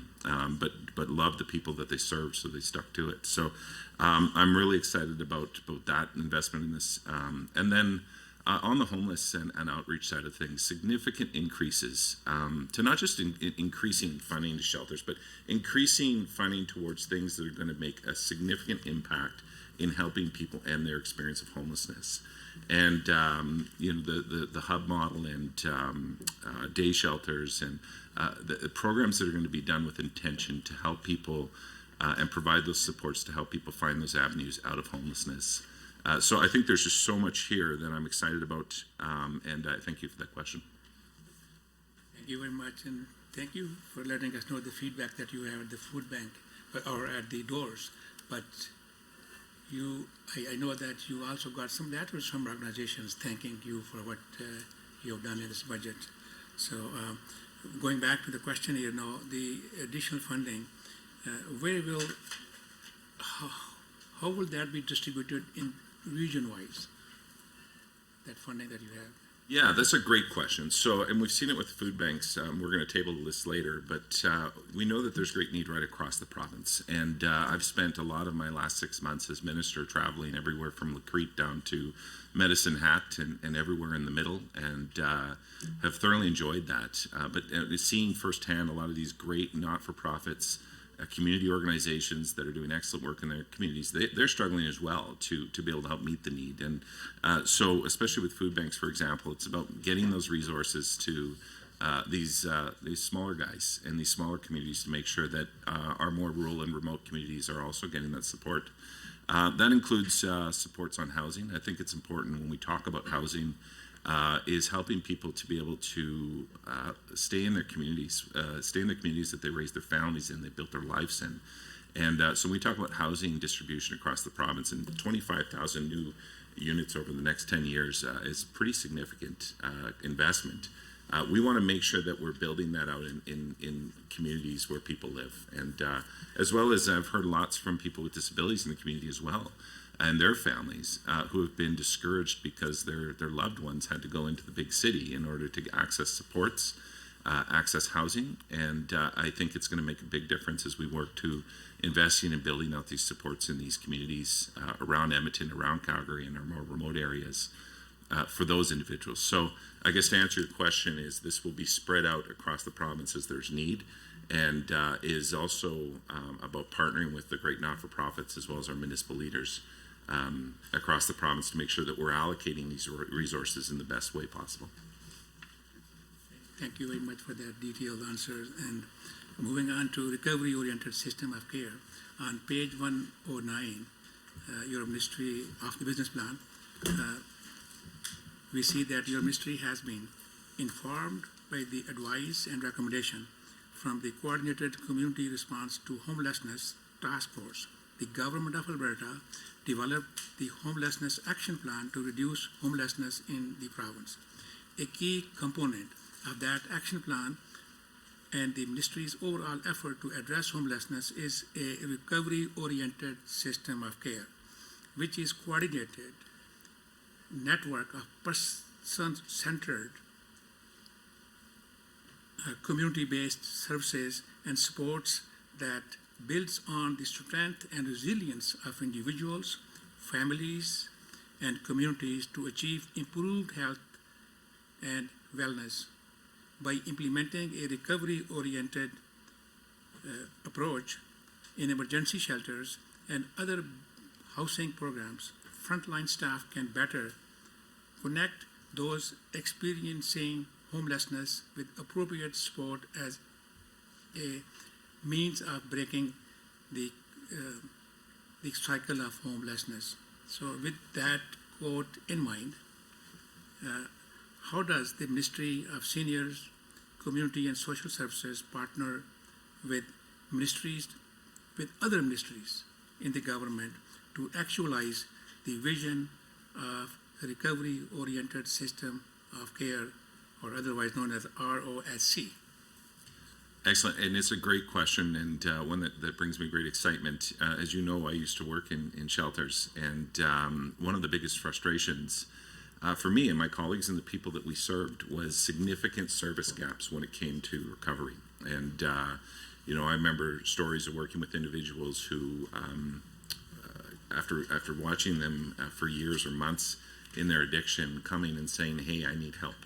And you know, trying to get them into detox, or trying to get them into treatment, and work with them to do that. And no space was available. And watching as that hope and that desperation as they asked for help kind of faded away, and how devastating that moment was of lost hope. And so, you know, big part of why I ran for government, and so excited to be able to be here today, is to work towards addressing those service gaps so that when somebody does ask for help, that help is available. And, you know, it's a big part of our ministry's objective is to tie our homeless and outreach support programs with other ministries like mental health and addictions to make sure that we have a comprehensive support system in place for individuals who are experiencing addiction and challenges or need more mental health supports. I used to work with Canadian Mental Health and managed a post-discharge program for people with Axis 1 diagnosis. And, you know, we worked with individuals who were in the hospital and basically helped with a 6-month transition program to transition them into the community. But before that, when you were at the shelter, we would find somebody became a risk to themselves or others. They would get put in the hospital and basically they would get discharged right back to the street. And so when we talk about that action plan, we talk about making sure that there's better paths for individuals so they're not getting discharged right back to the shelter, that we're not spinning our wheels and causing people to fall into further despair, that there's actual avenues for individuals, whether it be to a transitional program or group home or to housing or to treatment services. And so we certainly are working very closely with the Minister of Mental Health and Addiction to make sure that our entire homeless and outreach services are working and implementing the recovery-oriented system of care, and that we have resources available for individuals. And actually, recent announcement at the drop-in center with $4 million put towards medical detox is going to go such a long way in regards to providing the support that individuals need that are asking and looking to get out of their addiction. Thank you very much. So what are some of the outcomes anticipated from this vision? I thought you touched on some of them, but I'd like to mention some more. Yeah, so probably the biggest, I mean, obviously improved health outcomes for individuals, and seeing more people moving out of homelessness into detox, into treatment, into recovery, and into housing. So I think we'll see increased results when it comes to that. And ultimately, at the end of the day, seeing a decreased number of the people that are experiencing homelessness in our community, as well as shortening that experience for individuals. You know, people will find themselves in crisis where they're experiencing homelessness, and the quicker we can help people move out of that, the better. And of course, hopefully preventing people from becoming homeless altogether in the first place, by having stronger networks and supports in communities to be able to address these things before the crisis leads to the situation of homelessness. Excellent. Thank you very much for the good work that you're doing, your staff is doing, your supporters are doing, and this ministry is doing. I am so thankful to all of you. And now I would like to pass on my time to my honorable colleague here, Emily Hunter. Thank you, Madam Chair, and thank you to my colleague. And it's a pleasure to be able to be here with the ministry. And I also want to echo what my colleague said earlier, how it's refreshing and exciting to see the passion that you show in your role as the minister to be able to help the most vulnerable in our society. So it's exciting to see how you do this because of where you've been and where you've seen closely and up close and in the trenches what is being dealt with out there. So I think you bring a lot to the table and to the ministry for the experience that you have. But Minister, I want to talk to you specifically about the food banks and civil society. On page 111 of the 2023-24 26 Seniors Community and Social Services Fiscal Plan, we see in 2023 the $5 million in grants and $5 million in donation matching in allocation to food banks and civil society organizations supporting food security to assist vulnerable Albertans and their families in need. To further address the inflationary challenges, Alberta's government allocated $42 million over 2 years from 2022 to 2024 to support food banks. So has the Alberta government traditionally supported food banks? Yeah, so the answer to that question is no. And during the pandemic, we saw a significant decline in both volunteerism as well as donations to food banks. And of course, as you can imagine, the demand went up. And so we had this challenge in where we had a sector that was traditionally very well supported through philanthropy and through volunteerism that was struggling to meet needs as needs were growing. And so during the pandemic, the former minister put the first amount of money into food banks to be able to help address and get through that crisis. As we've come out of the pandemic, we haven't necessarily seen the same number of volunteers coming out to help out in the food banks as we have in the past. And we also saw, we haven't seen the donations start to uptick. And I think that part of that is the challenge with inflation and increased demand on individuals in our community and affordability. You know, if you're struggling to put food on your own table, you're going to have troubles donating and being generous with that. And that's understandable. But that left our food banks in a situation where they were hard pressed to be able to meet the growing need within our community. And so when the Premier won her leadership, we sat down and I expressed my concern, and she expressed her concern about food banks. And a week later, she asked me to be in her cabinet, and this was on my mandate letter, was to deal with food scarcity challenges within the community. And so I was so excited to see that there, and so excited to be able to get these resources to these organizations so that they can work towards meeting that great need within our community. Thank you, Minister, and through you, Madam Chair, to the Minister. Just for clarity, Minister, was there an ask by food banks and civil society for funding? I just don't remember the details on that. Yeah, so there was. We had an opportunity to meet with a number of food banks as well as community organizations that address food security in our community. And there was a growing ask, and as they were raising the concern about their ability to continue to meet the need that's around them. All right, well, thank you. Now I want to just ask a question about AISH. We find on page 86 of the 2023 to 26 fiscal plan that the budget for AISH has seen a $1.5 billion investment, which indicates the ministry budget increased of $167 million from budget 22-23. The Alberta AISH core benefit rate remains the highest of all provinces, I noticed, for single individuals with a disability. We listened to Albertans who are concerned about the pressures on these programs and are asking what is being done to support vulnerable people and to help improve their lives more fully. Could you describe this government's commitment to Albertans accessing AISH supports, and maybe also describe how we are in terms of other provinces in comparables? So I'll answer your last question first. Recently I've had the chance to meet with the federal minister, Minister Qualtrough, to talk about how we work together across governments to support Albertans and Canadians with disabilities.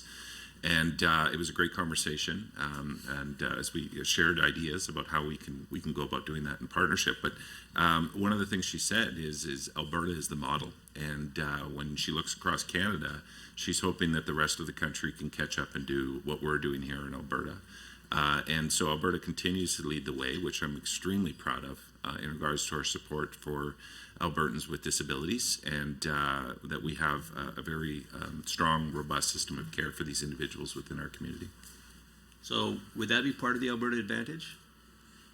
I would say for sure, and I think because of the Alberta Advantage, we're able to care for our most vulnerable. You know, the strength of our economy, and you know, I've always been asked with your background, why are you on this side of the spectrum? And because I think the strength of our economy and is so critical in our ability to create prosperity, and then to use that prosperity to care for people who are most vulnerable in our community, I think is critical to value of who we are as Albertans, and I certainly think that's part of our advantage.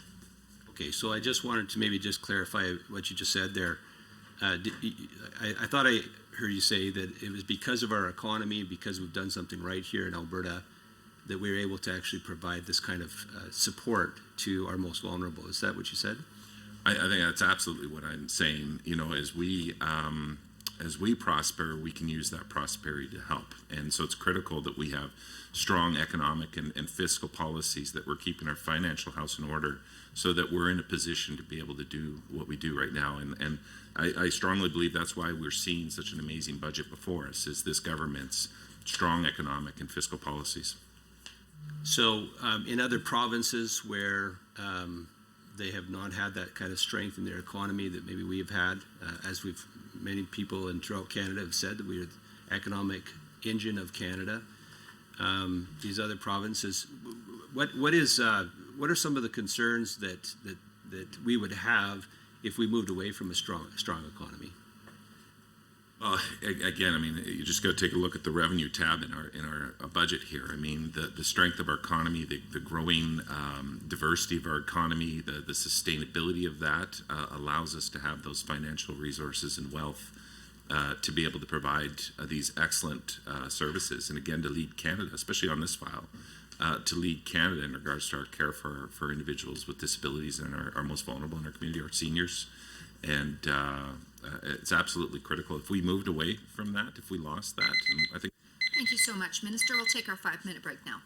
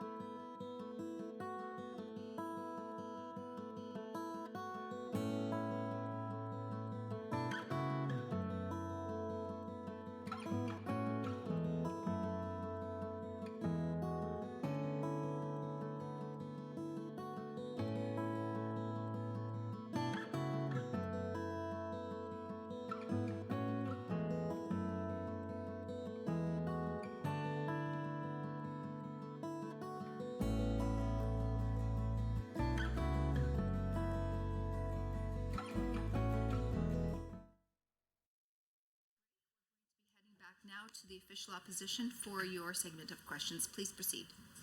Thank you, Madam Chair, and it's my pleasure to join debate or discussion regarding seniors and community social services. And I just want to start by focusing on seniors part of the budget. And so we know that the seniors population, Madam Chair, is growing at a higher rate than other demographics. Seniors are living longer, healthier lives than ever before. And we are also in a time of high inflation. We have approximately 725,000 seniors in our province, and that number is expected to double in the next 20 years. Both the rapidly increasing population and high rates of inflation mean that increasing investments in seniors programs is essential. And of course, we know that there's lots of increase in complexity of issues that seniors are facing. And I'm very interested in discussing this, not only because I used to be the Minister of Seniors and Housing, but because soon I will be a senior, just a few more years. So I'm looking forward to discussing this very much with the Minister, Madam Chair. So I'm going to start with, in the estimates, line 7.2, special needs assistance grants. Okay, so this program we know supports low-income seniors for basic health care and personal needs, home repairs and appliances. And since the UCP was elected, many of the eligible supports have been deleted or reduced. In budget 2021, this funding was reduced by $8 million, and that was a significant cut in this area. Supports for seniors to age in community, I know, is a goal of this government. I've heard it said before by the health minister. I think perhaps, Minister Nixon here also, but it certainly is something that seniors want, and we in the opposition know how important it is. And most seniors do live in the community. And so we also know there's, tremendous challenges in the continuing care system. And so really supporting seniors to be able to age in their communities is essential. And of course, this program significantly supports people to do that. And I know I think both the Minister of Health and the Minister of Community and Social Services mandate letters, they talk about working collaboratively in order to support seniors, sort of looking at this broad way seniors are housed, seniors are supported. So I guess I'm a bit confused by why this line item, first of all, has been underspent $4 million in this last year. Why it was cut from the over 23 million, that certainly under the NDP government we had, but it was cut, slashed. So it kind of flies in the face of what was just said before the break, that we can provide these programs because we have money to do it because of the way our economy is structured or the resources we have. Well, this is a clear choice by the UCP government of slashing these programs for seniors. So regardless of them having, billions of dollars, they think this is an important area, and that's all I can surmise from this. So I guess I asked the minister, why, first of all, have you underspent by $4 million in this 7.2 line item? Thank you, Madam Chair.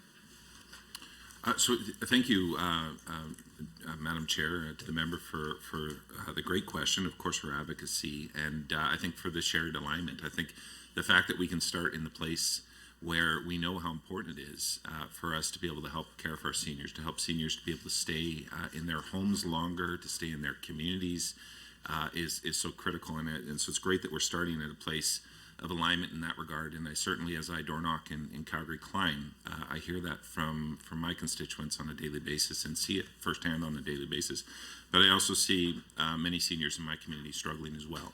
And so it speaks to the importance of these programs and how we help provide adequate supports for individuals in our community to do that. And pleased also to say that I'm working closely with the Minister of Health, because I think there's a lot of overlap and alignment that's needed to take place there as we create a continuum of care for seniors within our community. So I think it's again great that we're at a place of alignment in that regard. So specific to the member's question on 7.2, so due to primarily to the impact of the pandemic, uptake for the special needs assistance grants actually dropped. It was much lower than expected. So we expected application numbers to, of course, recover in the coming year. That's why we've seen the budget line item go up there. And we've reallocated the 1.1 million in remaining funding to senior community grants to make sure we get those supports out in the community in one way or another. Thank you. Through the chair to the minister. I guess, I know it was before his tenure as Minister of Seniors and Community Support Services, but I mean, the fact is that this program was cut by 8 million back in 2020-21. So already, for some reason, even though the minister is indicating that he does think it's important for people to have the supports they need when they're aging in community, that program was cut. I've certainly heard another way of talking about these supports is non-medical supports. So not only do people need home care, things like that when they live at home, but they need non-medical support. Sometimes they need help with house maintenance, they need help with shoveling their walks, they need help making food, housekeeping, all of these things. And certainly, I understand, certainly from the Minister of Health last year, during estimates, he talked about a program coming forward to exactly do that. And I'm thinking this is exactly the place where, an augmentation in funding, significant funding, to support people to come, to be able to stay in their communities. So I just wonder if the Minister can speak to that, increasing non-medical supports, why isn't it not happening through this program? Yeah, so again, I mean, it was undersubscribed last budget, so we have brought it back up. We're, of course, certainly committed to making sure that we're increasing supports for seniors in the community. And I think, again, I've heard firsthand how critical non-medical supports, and I think that's a great way of phrasing it, are for individuals in our community. So you see that here in a commitment in our budget to provide those supports. And we'll of course continue to keep our eye on it as we move forward over the years to make sure that our seniors are getting these great supports in our community. But there's also a commitment to addressing challenges for seniors in this budget in other areas as well. Of course, we've re-indexed senior benefits. Thank you, Madam Chair. He answered my question. I'd like to move on to 7.4 now, seniors community grants. So this funding was $3 million under the NDP government, but when the UCP became government, they slashed it to $900,000. And I see they have increased it now in the budget to $2 million. And, similar to what I shared earlier, supporting seniors to age in their communities is sort of an overwhelmingly agreed upon goal with us and the opposition, and the UCP government. So, this area, again, is something that really needs to be enhanced. And we know that people who are living in their own homes, they must have supports through community agencies. We know that if people aren't connected, and we're all social creatures, we need to be meeting with people, interacting. That's essential. And that's one of the key issues oftentimes with seniors is that sometimes they become socially isolated, and it was a huge issue during the pandemic, of course, and that can lead to significant mental health issues, a diminished quality of life for seniors. So this is such an important piece about investing in communities. And so even though the UCP, had slashed it down to 900,000. They are increasing it a little bit here, but this area again needs to really be beefed up significantly. So I'd like the minister just to answer that. Excellent. Thank you, Chair, and again to the member for the question. Again, I know how critical it is. I was door knocking the other day in my constituency and was invited into a home, and we chatted for about an hour and a half. I found out that I was the first person she had welcomed into her home since the pandemic had started. and that she had groceries stopped off, and she expressed deep concern of loneliness for her mental health. And so having, and that's just one story of many, I'm sure you've heard as well, so having stronger supports in the community to help bring seniors together and is so critical. And I think you see that commitment, seeing the budget increase from 900 to 2,000 there is a demonstration of that commitment. And we've also increased funding for FCSS, which will also help provide additional dollars to help support seniors in the community and allow for local communities to figure out how they best target those resources to support seniors and individuals in their communities. Thank you so much. Members, we're going to head back to the government side. Thank you, Madam Chair. I've got some questions about employment and income support. Alberta's economy is recovering, which is exciting to see. As more Albertans get back to work, the Ministry of Seniors, Community and Social Services Income Support Program is providing more resources and opportunities for employment, training and jobs. As seen on page 160 or 185 of the government estimates for budget 2023-24 under line item 2, the employment and income support budget line for 23-24 is $804.4 million. This government is investing more than $95 million in career and employment services, ensuring Albertans who are looking for work have access to the resources and tools they need to gain new skills and rejoin the workforce. So my question is, what are the anticipated outcomes for Albertans and communities with the investment in these programs? Excellent. I appreciate the question, and I think this is tied in large part to the conversation we were having before the break as well. As we see economic success in our province, the demand for resources like income support go down, and even when we're seeing record numbers of people pouring into our province, we're seeing demand for this go down, and that's because there's increased opportunity for Albertans to be able to find employment, and as well, I think some excellent work being done within the ministry to help connect people to employment, to help with training and training opportunities, which is what we see here with this $95 million investment. When I talk to people who are struggling in our community, they're looking for work. They're looking for ways to feed their family and to find a way to contribute within their communities in a way that's dignified and that they're passionate about. And so this investment is really about helping people to gain access to training or whatever else they need to find meaningful employment within their community. And our goal should be continue to help reduce that list, people who are reliant on income support as they are finding meaningful ways to be able to contribute and connect in their community through employment. Thank you, and through you, Madam Chair, to the Minister. I'm interested in, as you've had so much experience in this sector, how important is it for Albertans to be able to have a good paying job for their mental health, for their self-confidence? I mean, you've seen this up close and personal. How important is that to someone trying to be able to make something of their lives and get back on track? I think it's absolutely critical. I think we're all, obviously we need community, as we've talked about already today, and a way to connect within community, find a place of belonging.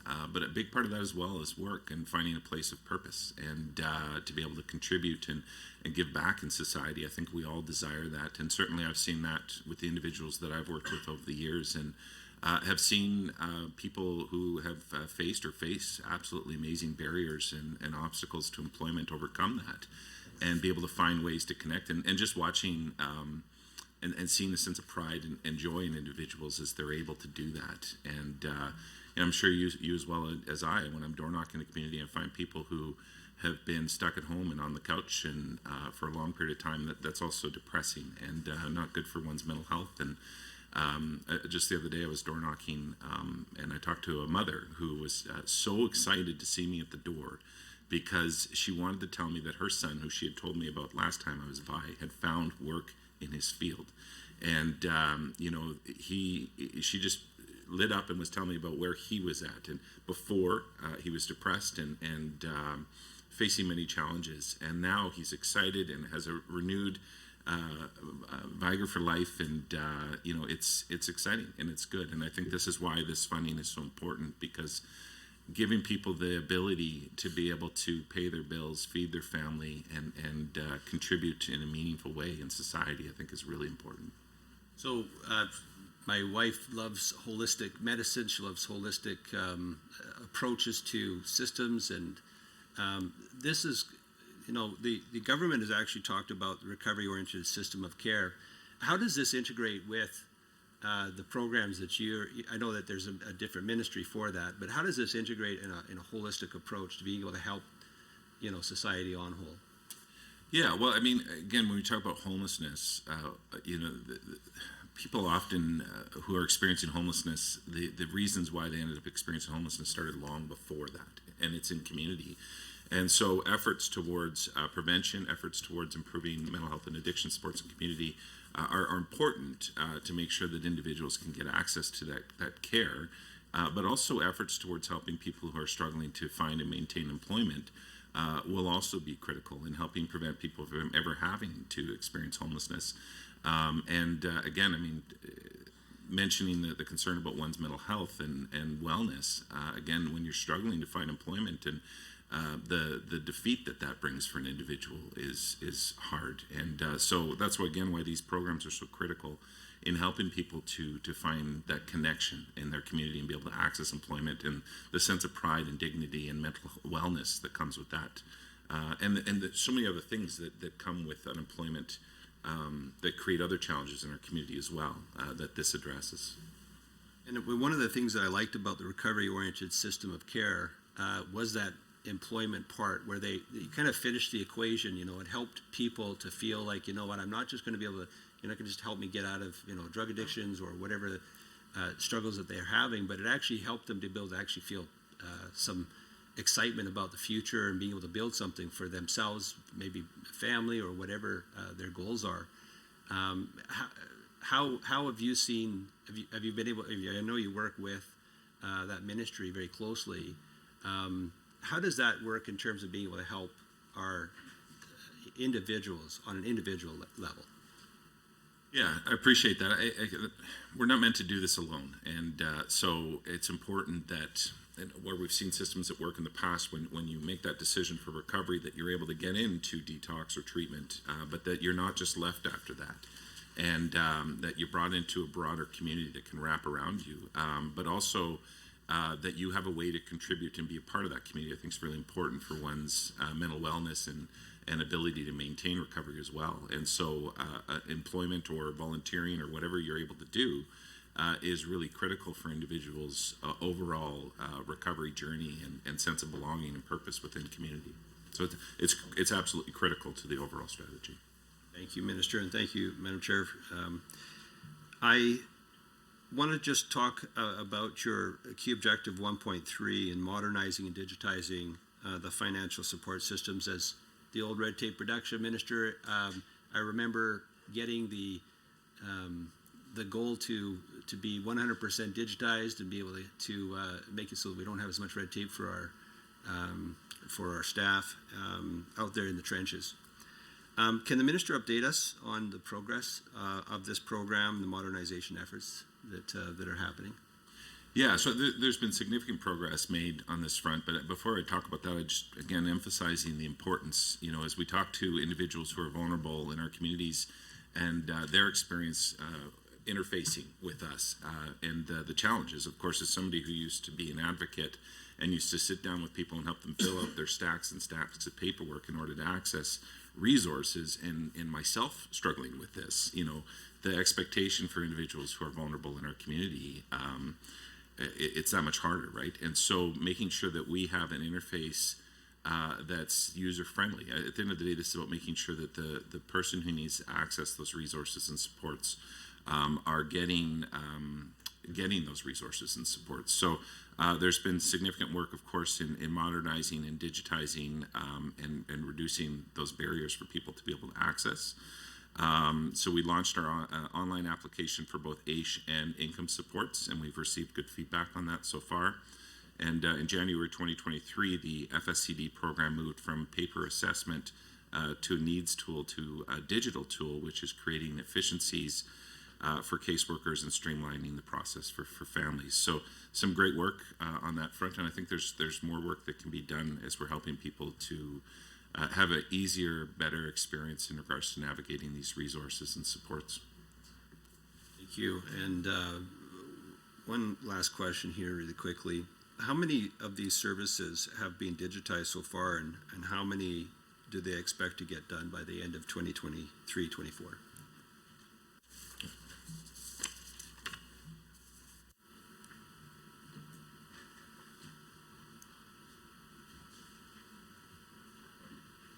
So with investments in innovative digital solutions, we will streamline our processes and increase consistency so families have a similar experience regardless of where they're from. We've talked about that. Specific actions are taking to increase access to services include, I don't think this answers the specifics, but we have AISH, income support. Thank you so much, Minister. That concludes the time, the segment for the Government Caucus. We'll move now over to the official opposition. Oh, sorry, I thought you were taking, no. Oh, Okay, sorry, I'm sorry. Okay. I have a quick question about, Minister, to the Minister through the Chair. Can I get a number of the family exemptions that were approved for family managed support contracts through PDD? And by family exemptions, I mean, so there is a rule that family members cannot be the caregivers of people with disabilities, obviously, that have a PDD contract. So I'm looking for the number of exemptions that were granted last year.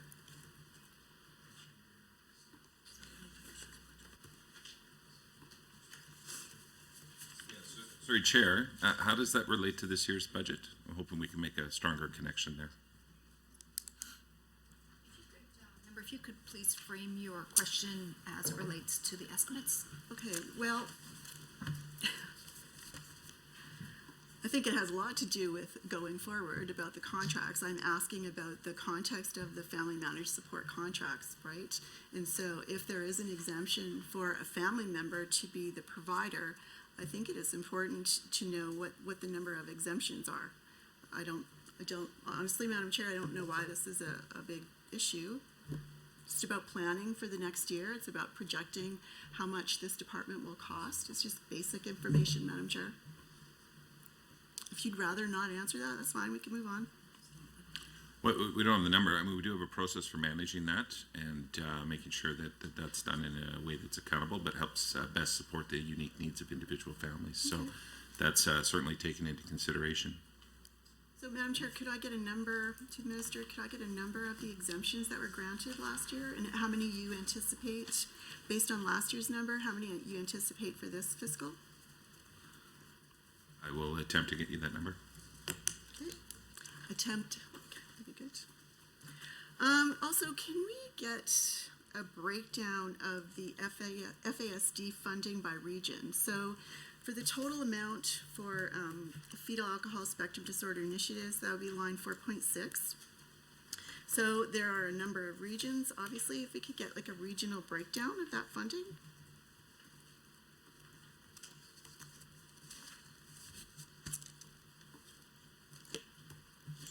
Fetal alcohol syndrome cross-ministry committee provides strategic and operational direction for Albertans with FASD. We don't have the regional breakdown for you, but I will look into getting you that number. Okay, that would be great. So just quickly on the appeal secretariat. So that would be line 1.5 in a government estimate. So I see like a slight increase. So from 3.6 million to almost 4 million. Madam Chair, I'm assuming that that is probably just a slight increase in wages.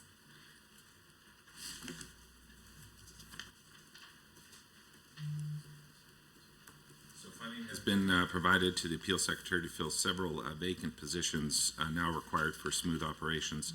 There was a temporary decline in program applications and related appeals due to the pandemic. That's now ending. So, Madam Chair, just so I'm clear on this, so there was an additional, some money in this line, and that was to fill vacancies, appeal panel vacancies, is that correct? Yeah, we're filling several vacant positions. There was a decline, so during the pandemic, of course, there was less people Right. requiring appeals. So Right. we were able to manage that, and now we're increasing it because we do expect that that will increase now that we've moved forward. Madam Chair, could you, to the minister, how many how many people sit on the appeal secretariat or do appeals? How many people are there?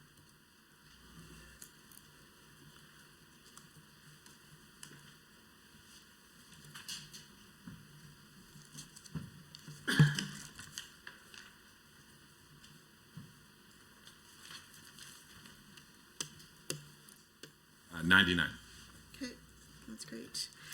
Now, I'm sure, the appeal secretariat, there's actually no metrics or no targets or objectives in the business plan for the appeal secretariat, Madam Chair, and so, there's really not much for us to measure. There won't be anything a year from now to even look back and measure, but I think the work of the appeal secretariat is enormously important when we just look at the numbers of applications that receive a no answer and then for whatever reason go through appeal. So appeal is very important, not just for AISH and CUP support, but also for programs like PDD. And so I'm just curious, like, why there are no metrics at all for the appeal secretariat. And then I'm wondering if the minister could break down the appeal numbers for us. So how many appeals over the last year, so we get a sense of what's coming, how many appeals were related to clawbacks, how many appeals were related to AISH, how many related to income support, and how many related to PDD. And I don't expect that you have all those numbers handy, but if you could table those, that'd be great. I'd like to ask ADM Sean Petty to come up and respond to that question. Sure, that'd be great.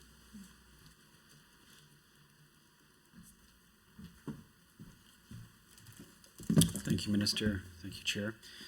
So just on the appeals, there's, for last year, Could please introduce yourself? oh, I'm sorry, I'm Sean Petty, Assistant Deputy Minister of Strategic Services. So I believe the question was how many appeals for, there was for Asian and other programs. So we only have data up to January 31st, so we don't have a full fiscal to fiscal year. So for AISH, the number of appeals only were 1,447. For IES was 744, FSCD 23, and PDD there was 36. Great, thank you. Now, we saw last year, just related to these appeals, we saw a report from the Ombudsman's office talking about the appeals. And I think the Ombudsman, Madam Chair, was very clear about the lack of accommodation for appellants through this process. Now, I remember in question period, somebody answering and saying, yes, we accept all of the recommendations that are made, which is great.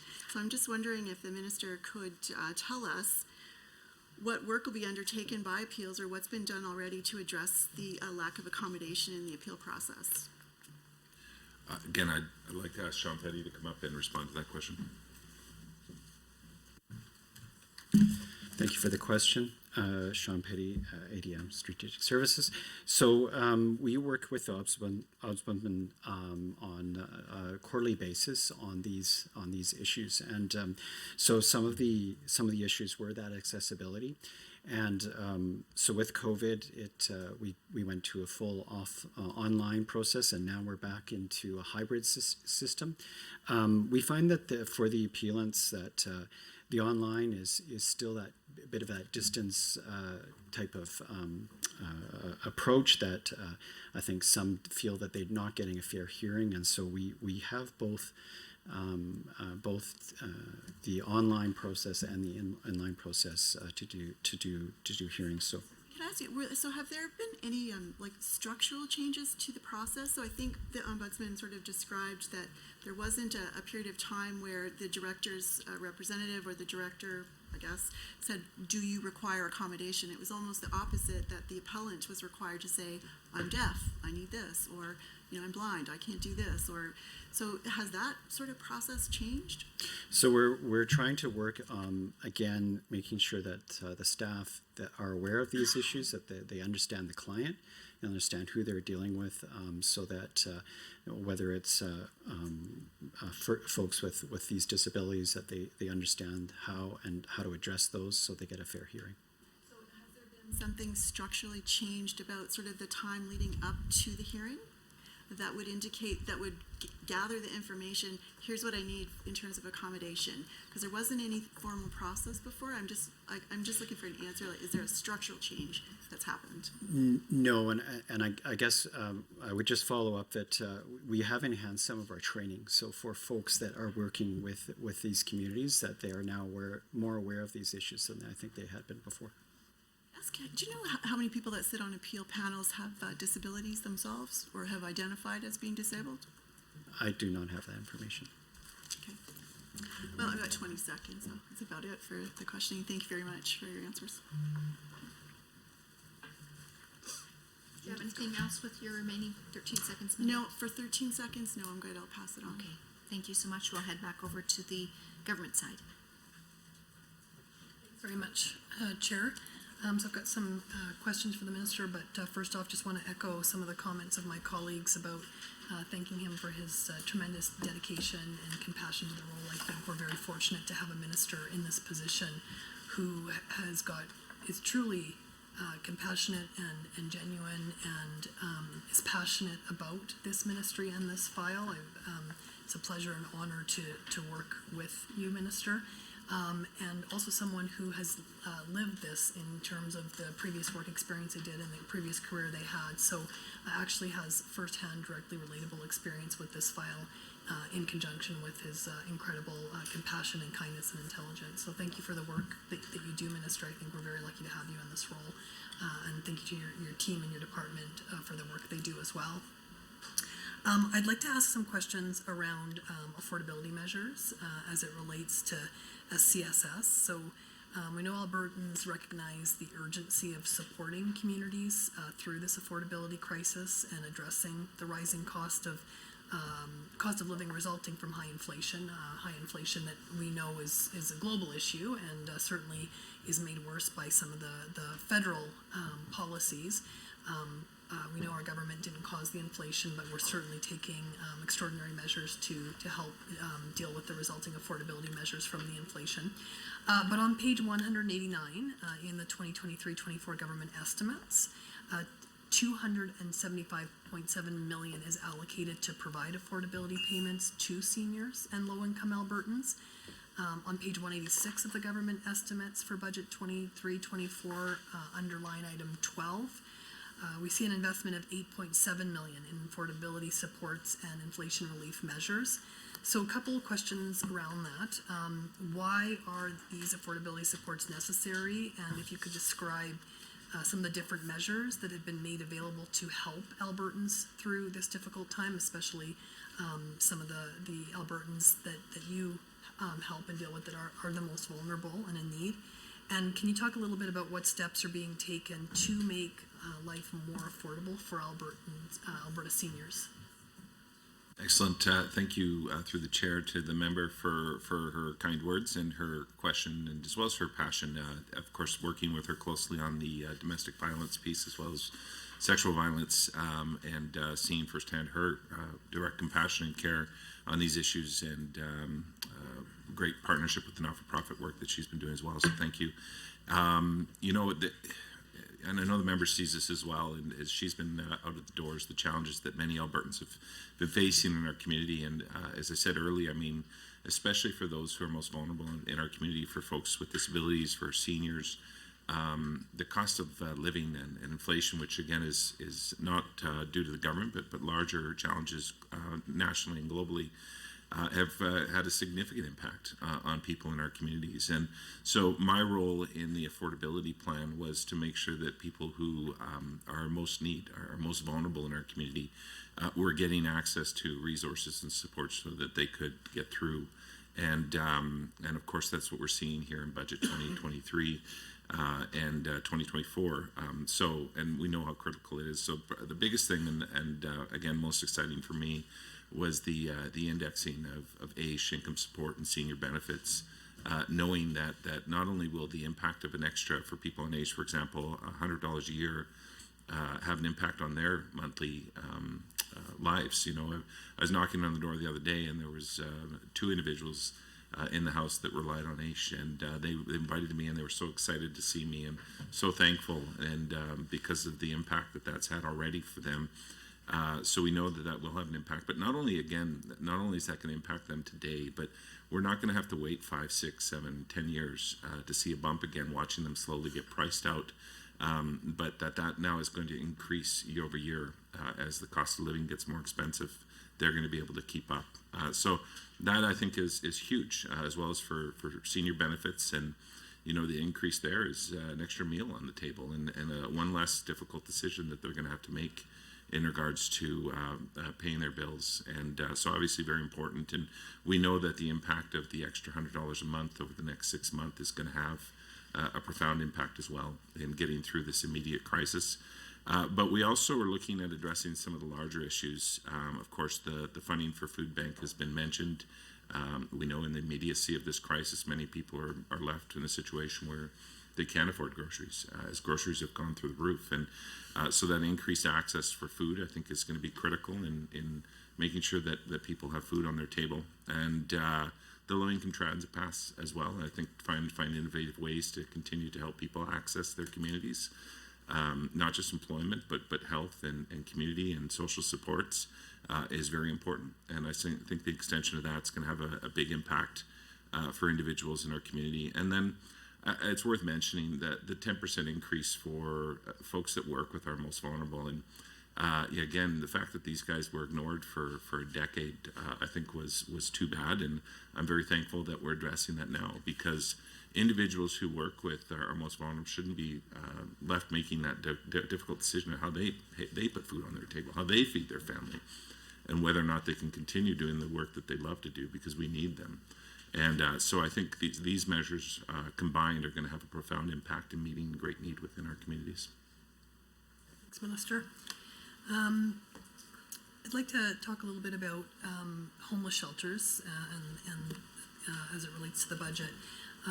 We know that across Alberta, we've seen the challenges of homelessness and the effects of this in our communities, whether it's people living in tents in city centres or encampments throughout our communities. We recognize the response and supports need to be intentional that help resolve what drives homelessness in our communities. We are rethinking what it takes to more fully resolve these challenges for Albertans.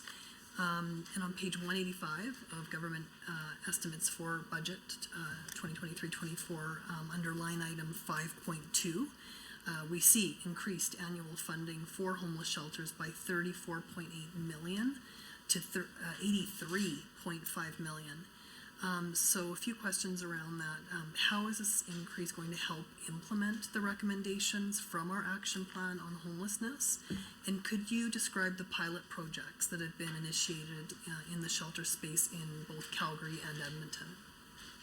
Excellent. Appreciate the question. And I'm going to start off where I left off in regards to the 10% increase for homeless shelters for staffing, as well as for administration and other expenses that they deal with.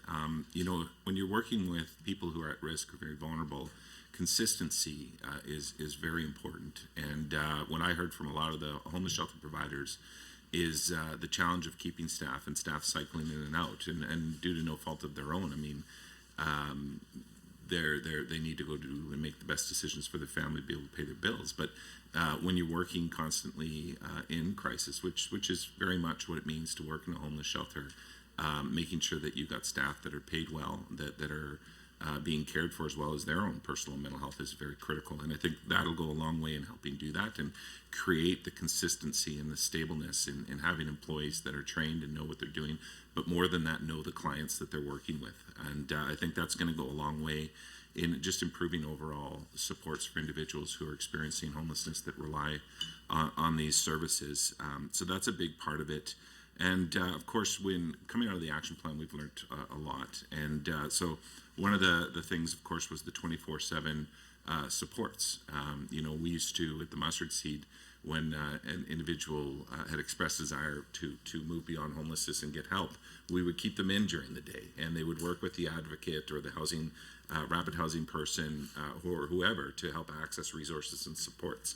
And so by allowing for more access to 24/7 shelter, not only keeping people out off the street when it's cold out, but you're also giving them the opportunity to work hand in hand with shelter workers and advocates and others to be able to address the reasons why somebody's maintaining or stuck in homelessness and be able to help them move beyond that, which I think is going to be really helpful. And of course, expanding the implementation of our Shelter Hub service model is going to also work towards providing more opportunity for people to be able to connect with health supports and housing and recovery and a number of other resources that are around them. Just creating more avenues for people to be able to connect with the supports that they're going to need to be able to move beyond homelessness. And yeah. I just wanted to mention as well, I know you've spent time touring many of these shelters, and I've spent some time touring some of the women's shelters, and I just want to echo your comments and the comments made by other members in terms of the extraordinary work the individuals that work in these shelters. Thank you so much, Member. Back over to the official opposition. Thank you, Madam Chair. So I just want to talk about housing now. So we know that Alberta's rate of social housing is just 2.9%, whereas for Canada as a whole, it's 4.2%. So we know that we have much less than other jurisdictions, and so that's a significant issue. In line 9.2, Assistance to Alberta Social Housing Corporation, the housing management bodies, and there's close to 90 of these housing management bodies that provide local affordable housing to Albertans all across the province. They do exemplary work with very limited budgets. It's extraordinary. And I was so disheartened by this budget to see that they are flatlined. There's no increase in operational funding in this line for them. And just like the rest of us, inflation is high. We know their insurance rates are increasing dramatically. Utilities, groceries, all the things that we need to be able to provide housing. These are the Lodge program, these are affordable housing providers, and oftentimes it's the deep subsidy. So this is the rent geared to income. And there's just no way the market can provide this kind of housing, but Albertans need this type of housing. And it's so disturbing to see that the UCP government continues not to support this sector. And just like we've talked about previously in this estimates, they're excluded from the wage top-up too, and there's high rates of turnover for people in this area. And again, just like the minister said, continuity of care, having those same staff support people is key, especially with the senior population. So I'm just, confused by what I've just heard from the minister, that this particular area of housing is not being supported by this government, and so I just want to understand why that is. Through the chair. Excellent. Thank you, Chair, and to the member for her question and her continued advocacy for housing. We know how important this is, and I think, again, an area where I think we can find alignment.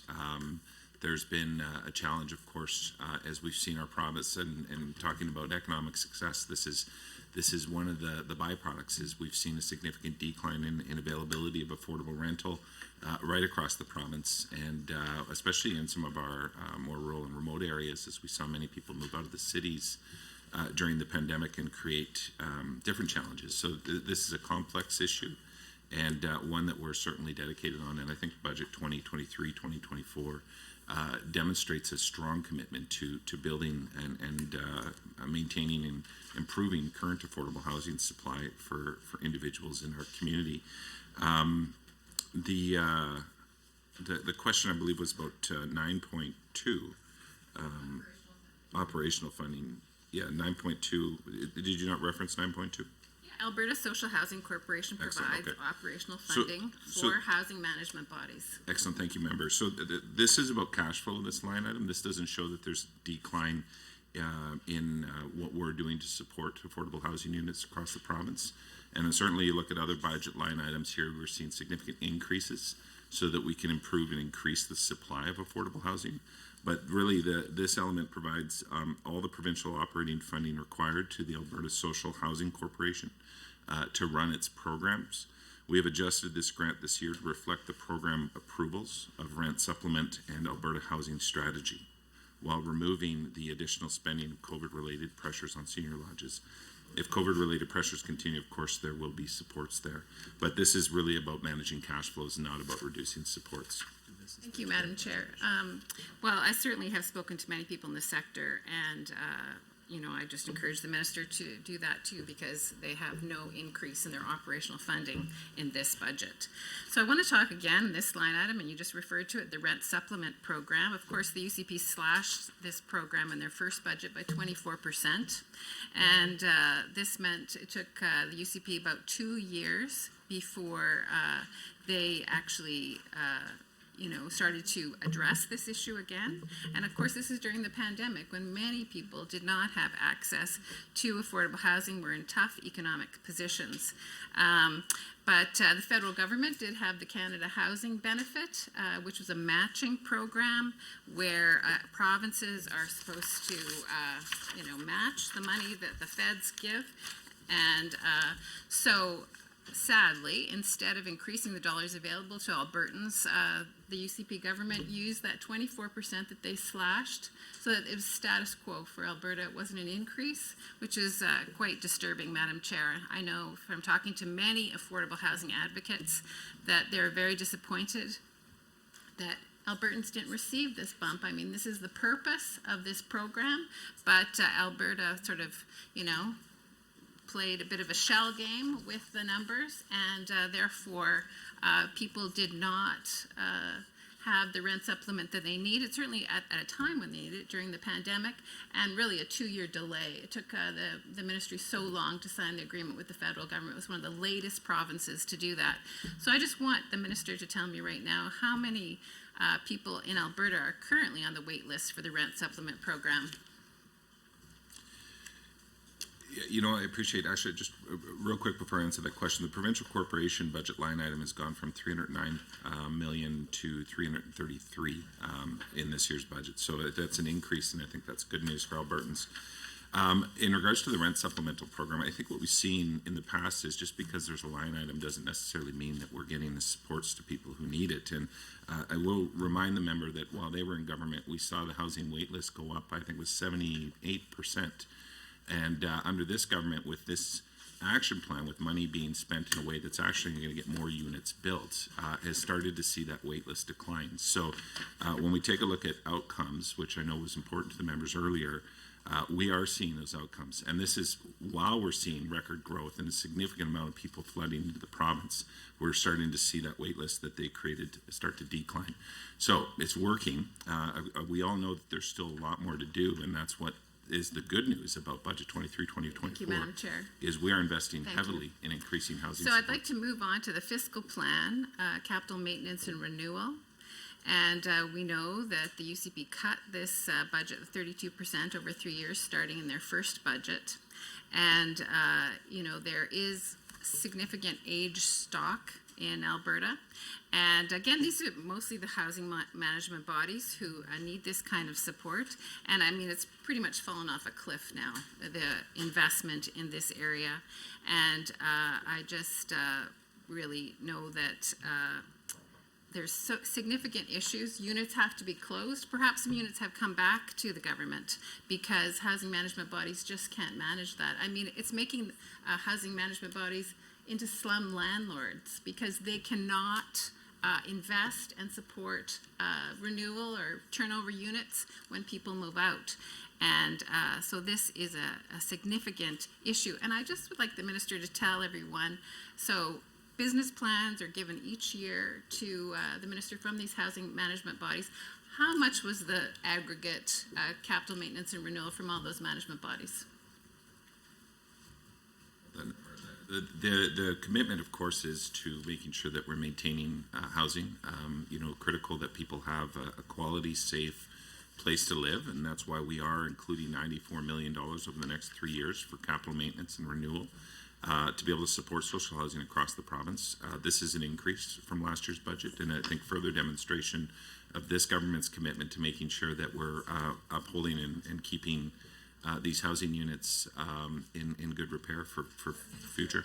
Through the chair, I mean, you know, it's a significant decrease. There's just nothing around that. So even if there's some millions in there, it's just been slashed significantly. So we can't, disregard that. I just want to go on to the fiscal plan, the Affordable Housing Partnership Program.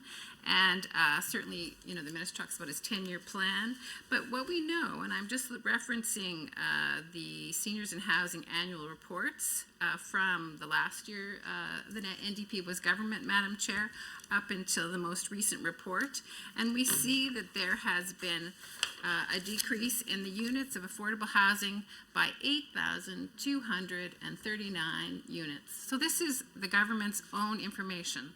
So during their time in office thus far, actually housing units have gone down, despite the pie in the sky, happy, investment that the minister says they're doing. They've sort of let the ball drop for quite a period of time that this ministry government has been in charge. So, I mean, that is the reality of it. And I guess my big question about this new plan, this 10-year plan, how many of those units will be rent geared to income, sort of social housing, deep subsidy? Because that's been missing in action under this government. It's all just below market, you know, and people need that deep subsidy. Thank you so much. Member, we'll head back over to the government side. Thank you. So through the chair to the minister, I'd like to touch next a little bit on disability services, PDD. We know Albertans have spoken about the need to improve access to disability services, the need for increased funding for frontline worker wages, better supporting service providers, and increased funding to tackle the PDD wait list. I know I sometimes hear in my constituency about that from some of my constituents. Tackling the PDD wait list, these are some of the issues, again, that we're hearing about from our constituents. So if I could direct your attention again to page 185 of the government estimates, under line item 4.2, we see the investment in PDD supports for Albertans is $1.17 billion, an 11% or $116.3 million increase from budget 2022. I've got a few questions on that. I guess the first one would be, how will the increased funding benefit people with disabilities, and how is it going to improve services and service delivery to Albertans? I can answer that really simply. It's going to be huge. We know how impactful this is going to be because we've heard it, and I know that a number of you on both sides of the table have been advocating for PDD service providers in their community. I know we've had a number of conversations, Honourable Armstrong Hominick, and about service providers in your community, and this has been such a great need that's been compiling over the last 10 years, and sadly a sector that has not been given the attention that it needed and deserved, and was in complete, for lack of a better word, chaos. It was very difficult. People were coming in and out. They're having troubles retaining employees and being able to provide the level of and quality of care that these individuals deserve in our community. So this is going to go a long way in helping, first of all, retain and maintain quality staff and providing that consistency of staff for individuals that need it, and making the career, the profession, one that's desirable for new people that are looking at, or for young people that are looking at a career path and going, especially in the compassionate field, that they can go, okay, I want to do that, and I can also feed my family doing that, and let's go do that. So I think that's going to go a long way in building the sector. I think we still have lots to do. And certainly am excited about working with the disability sector as we go forward to figure out how do we help improve working conditions and supports for employees, and that we don't just drop this and wait 10 years, that this becomes an ongoing commitment to working with the sector to create a strong, competent, capable, qualified, compassionate workforce to care for our most vulnerable. So I think that this is going to go a long way in that regard.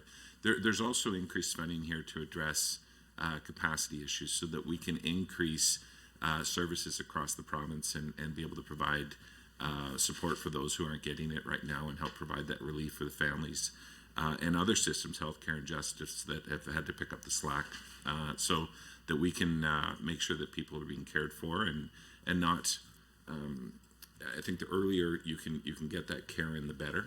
Otherwise, it gets worse over time, to make sure that people are getting that support early and often. And that includes support for FCSD, making sure that families and children are getting that additional support sooner than later. I think that helps as we go forward. So, yeah, I know I'm rambling, so I'll pass it back. No, not rambling, good information. Can you talk a little bit about what investments or strategies are being adopted to support the pressure points in the system and a reduction in wait times? Absolutely. So again, that early support and making sure reducing wait times is going to be so critical and helps alleviate pressures on other systems as well, on family units, on justice, on health. And so to address wait times for PDD services, budget 2023 provides $37 million to that end. And I want to be clear, reducing and even clearing the wait list will take time. This isn't going to happen overnight, but we need to hire more staff, work with service providers to increase in capacity and to be able to support clients. The challenge here is the workforce has taken a hit over the years, and this is again about building up this sector as a viable career path and enticing young people and others to be able to come into the sector and see it as a great place to build a career. We understand demand for the PDD program will continue to outpace available funding. So we're also working towards making operational and program improvements to ensure that there's longer term sustainability here for everyone. We've been working hard to improve long-term integrity of the program so that individuals receive PDD services based off of their need and outcomes at the right time and the right cost point to ensure that the program is sustainable now and well into the future. Thank you for that. Through the chair, what action are you taking to help improve the program integrity?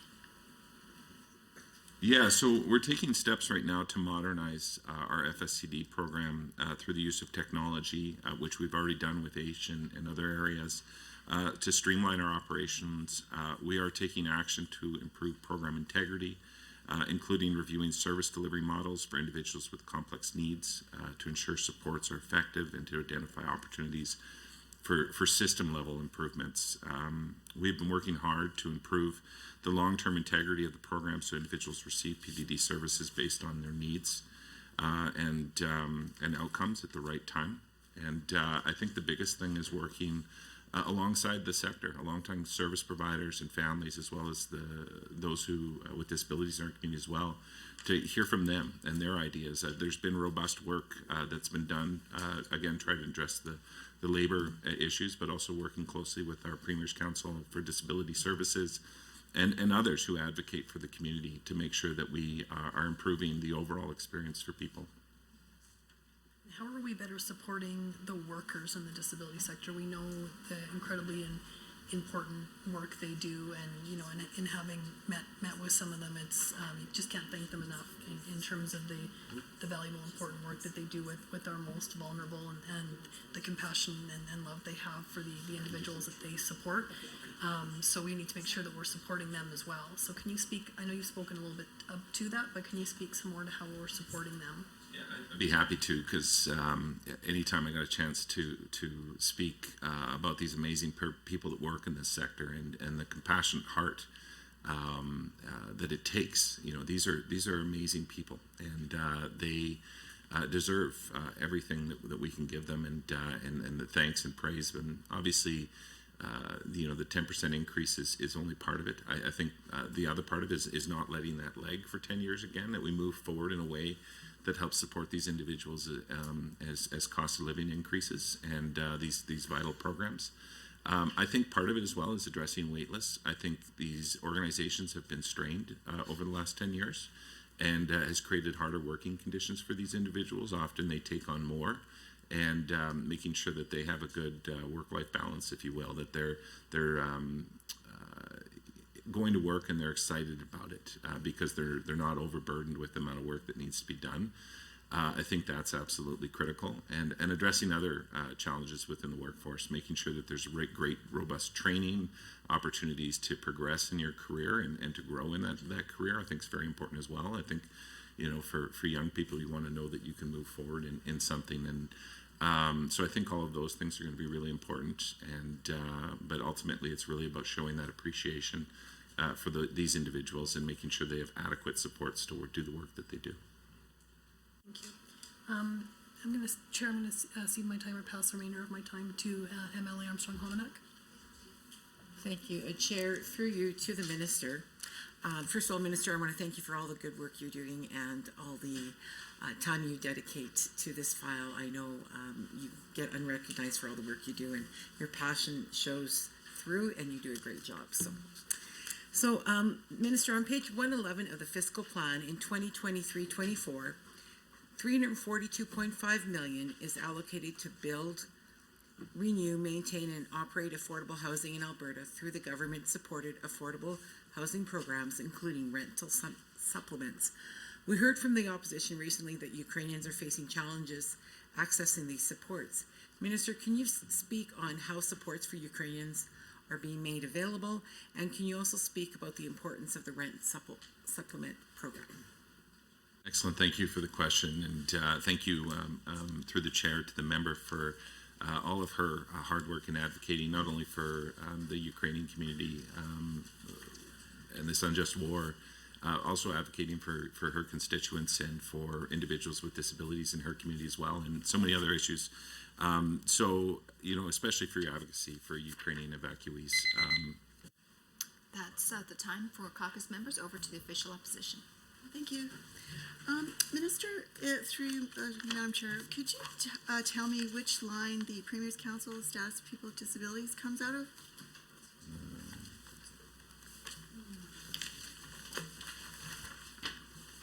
$6.3. Sorry? 6.3. It comes out of Family and Community Safety? Let me clarify that for you, but my memory is great, but not that great. Okay, well, while you're digging around for that, how about we talk about this increase. Okay, so PDD got an increase for this year, so it's 116, well, wait, is it 122 million? Depends what you compare it to. But, so there's a significant increase this year, line 4.2, and so how much of that increase is will be allocated to retroactive staff wages this year? Again, numbers not right in front of me, but I believe it was about $101 million for staff wages this year. Yeah. And out of that 101, approximately, that's just approximate, that's fine. Could you tell me what the breakdown is, how much is going to service providers and how much to family managed support contracts? I couldn't tell you that breakdown, but it would be broken down, I guess, by 10% for whatever the current values were across the Okay, board. so just straight up, they're all getting the same.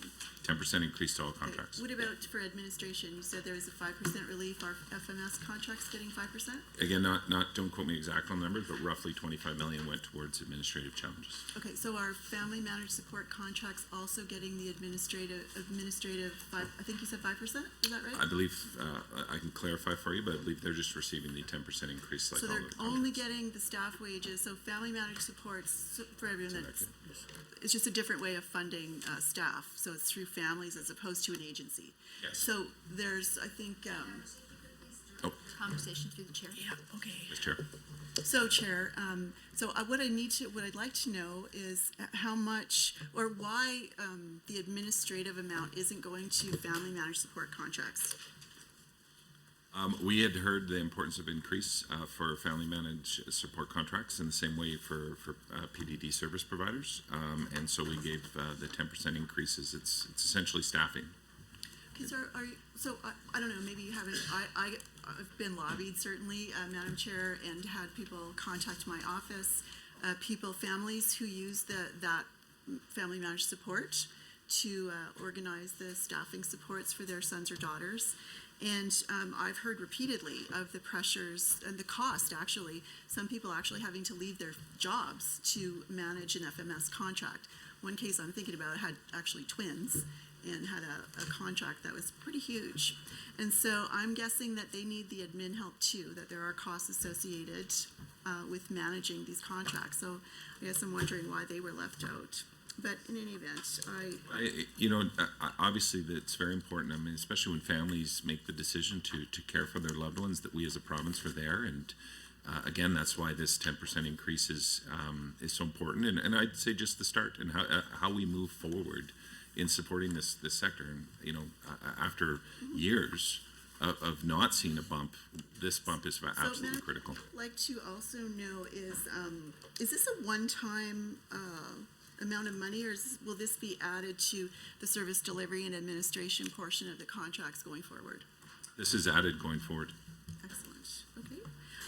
Now, going to switch gears a little tiny bit to FSCD. Can you tell me last year, and this is really, I'm sure the department uses those numbers to plan for the cost the next year, how many multidisciplinary team meetings were held last year? And what the cost, just the average cost of each meeting in terms of staffing? No, I can't, but I'm sure we can figure that out for you if you want to. Sure, if you could, yeah, I don't expect you have that number, but if you could get that and table it for the committee. I'd like to actually ask my ADM to come great. up, Clay, to come up and Perfect. share that information.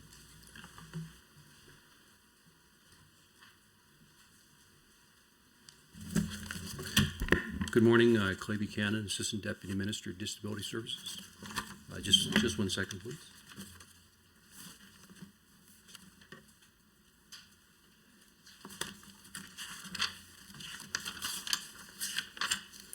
For MDTs in the north, we had 82 reviews done last fiscal year and 331 in the south zone.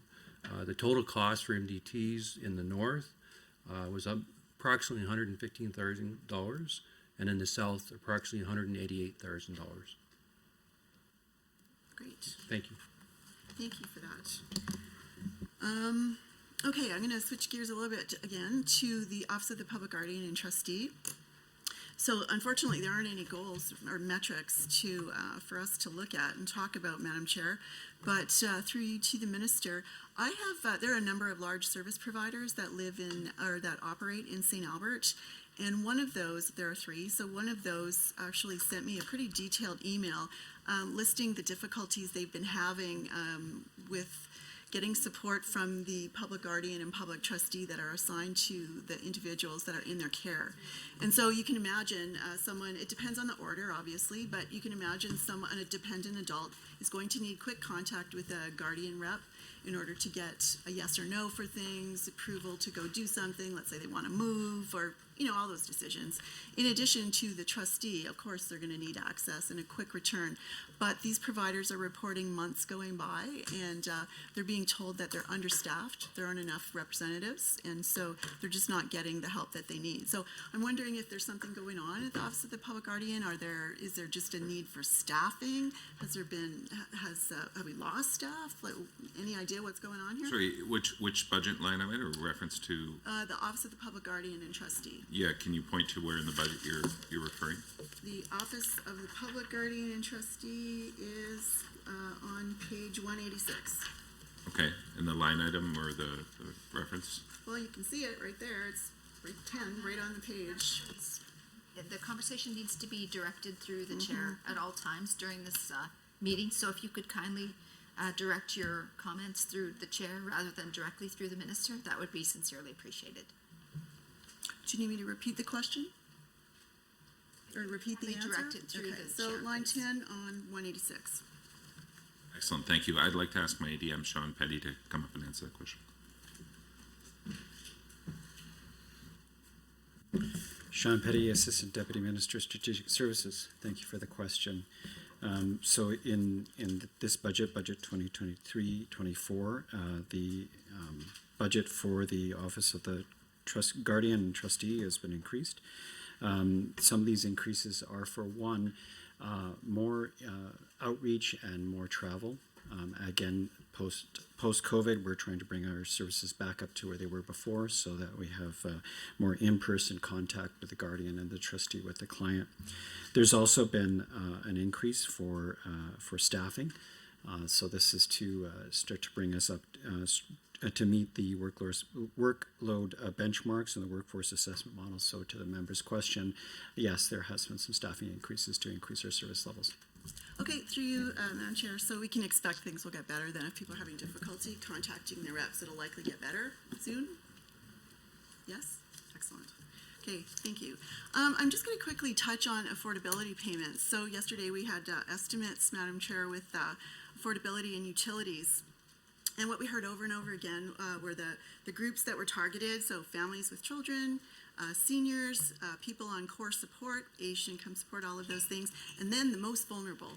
And so I asked a number of times, Madam Chair, to define most vulnerable because I don't understand what that means. And this government uses this term a lot to describe people that are eligible for things, but I don't really understand where they're going. So for example, we know people on age income support, but there are still tens of thousands of disabled Albertans that aren't on core supports. I mean, just a tiny fraction on core support. So what about all of those other people? So for example, we know that there are 25,863 people on CPPD, which is a federal benefit, and did not get the affordability payments if they didn't have children and weren't over 65, obviously. So my question is, number one, define most vulnerable, I guess, because it's an eligibility, one of the eligibility bits in the affordability payments.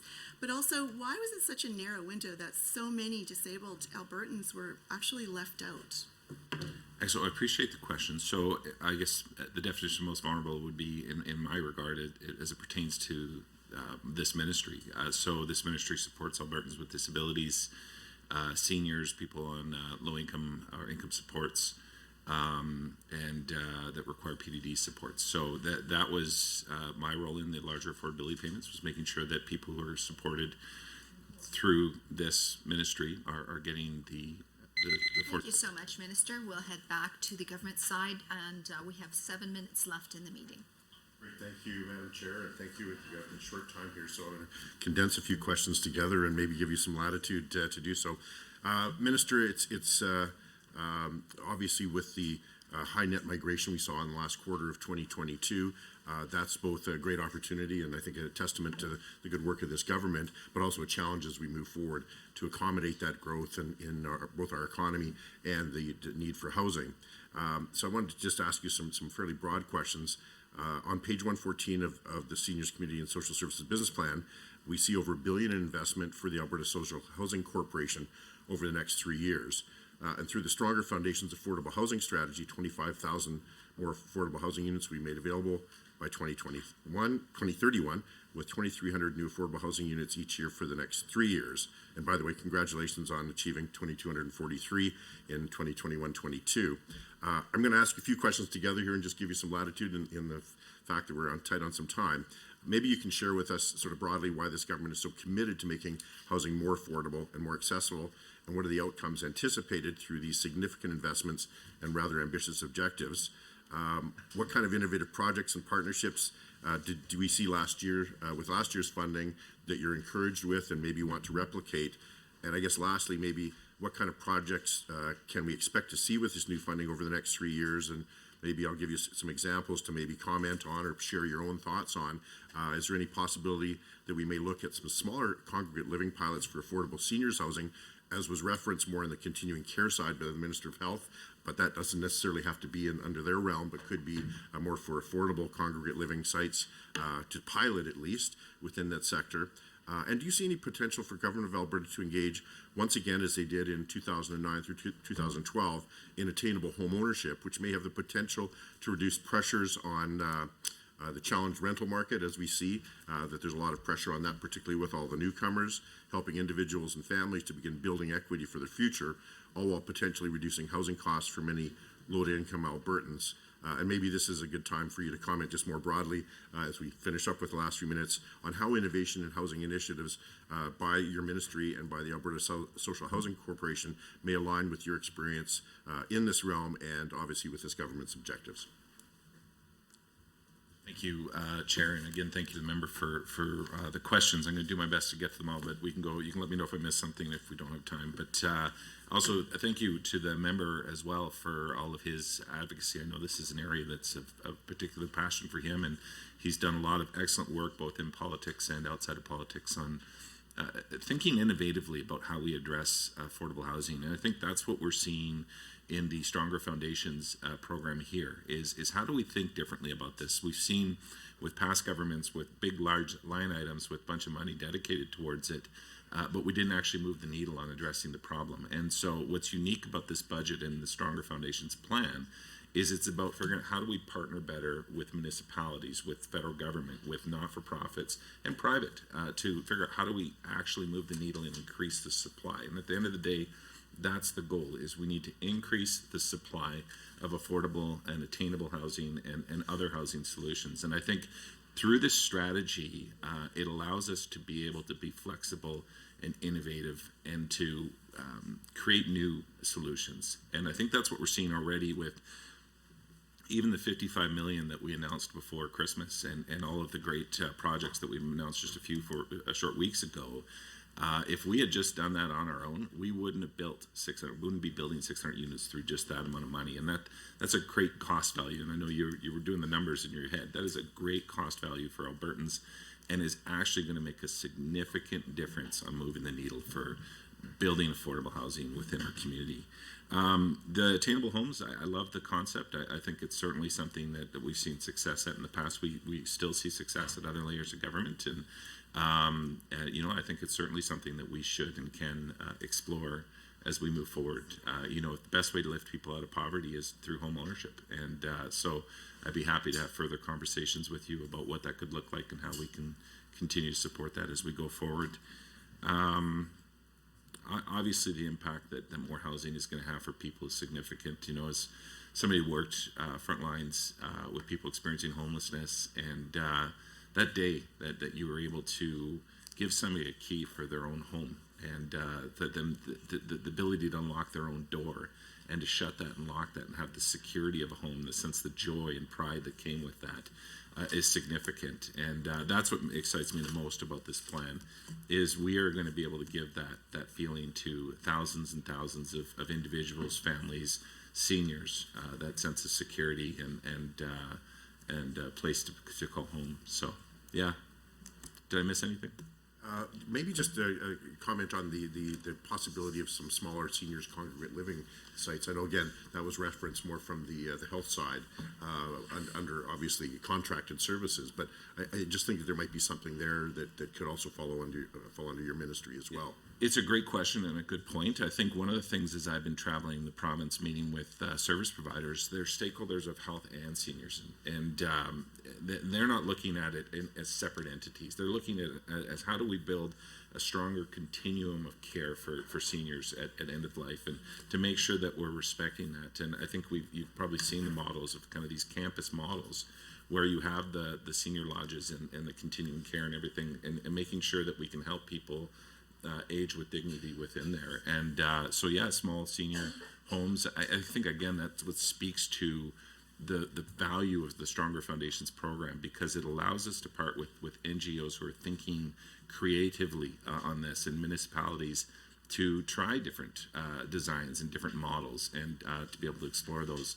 And I think that's really how we're going to move the needle in a significant way in increasing the supply of affordable housing. Just one other quick question, and we don't have a lot of time here, but maybe you could just comment briefly on some of the work that you're going to be doing around rural and Indigenous communities to address their issues with homelessness and or housing affordability. Yeah, so don't have the number in front of me right now, but we're investing significantly in increasing Indigenous housing. And one of the key features, of course, is that partnership bit, that we're actually doing this with Indigenous communities and Indigenous not-for-profit organizations, that they're taking the leadership role on this. And I think that's so critical for reconciliation and how we move forward. So there's a significant amount of money that's being invested in those partnerships right now. $38.8 million to complete 16 projects, which will provide over 259 new units. And, I hope that's just the beginning, because there's such a great need out there. And, but that opportunity to be able to partner and empower Indigenous communities to take the lead is so important. Minister, thank you again for all your hard work. So I apologize for the interruption, but I must advise the committee that the time allotted for consideration of the ministry's estimates has concluded. I'd like to remind committee members that we're scheduled to meet this evening, March 15th at 7 p.m. to consider the estimates of the Ministry of Public Safety and Emergency Services. Thank you, everyone. This meeting's adjourned.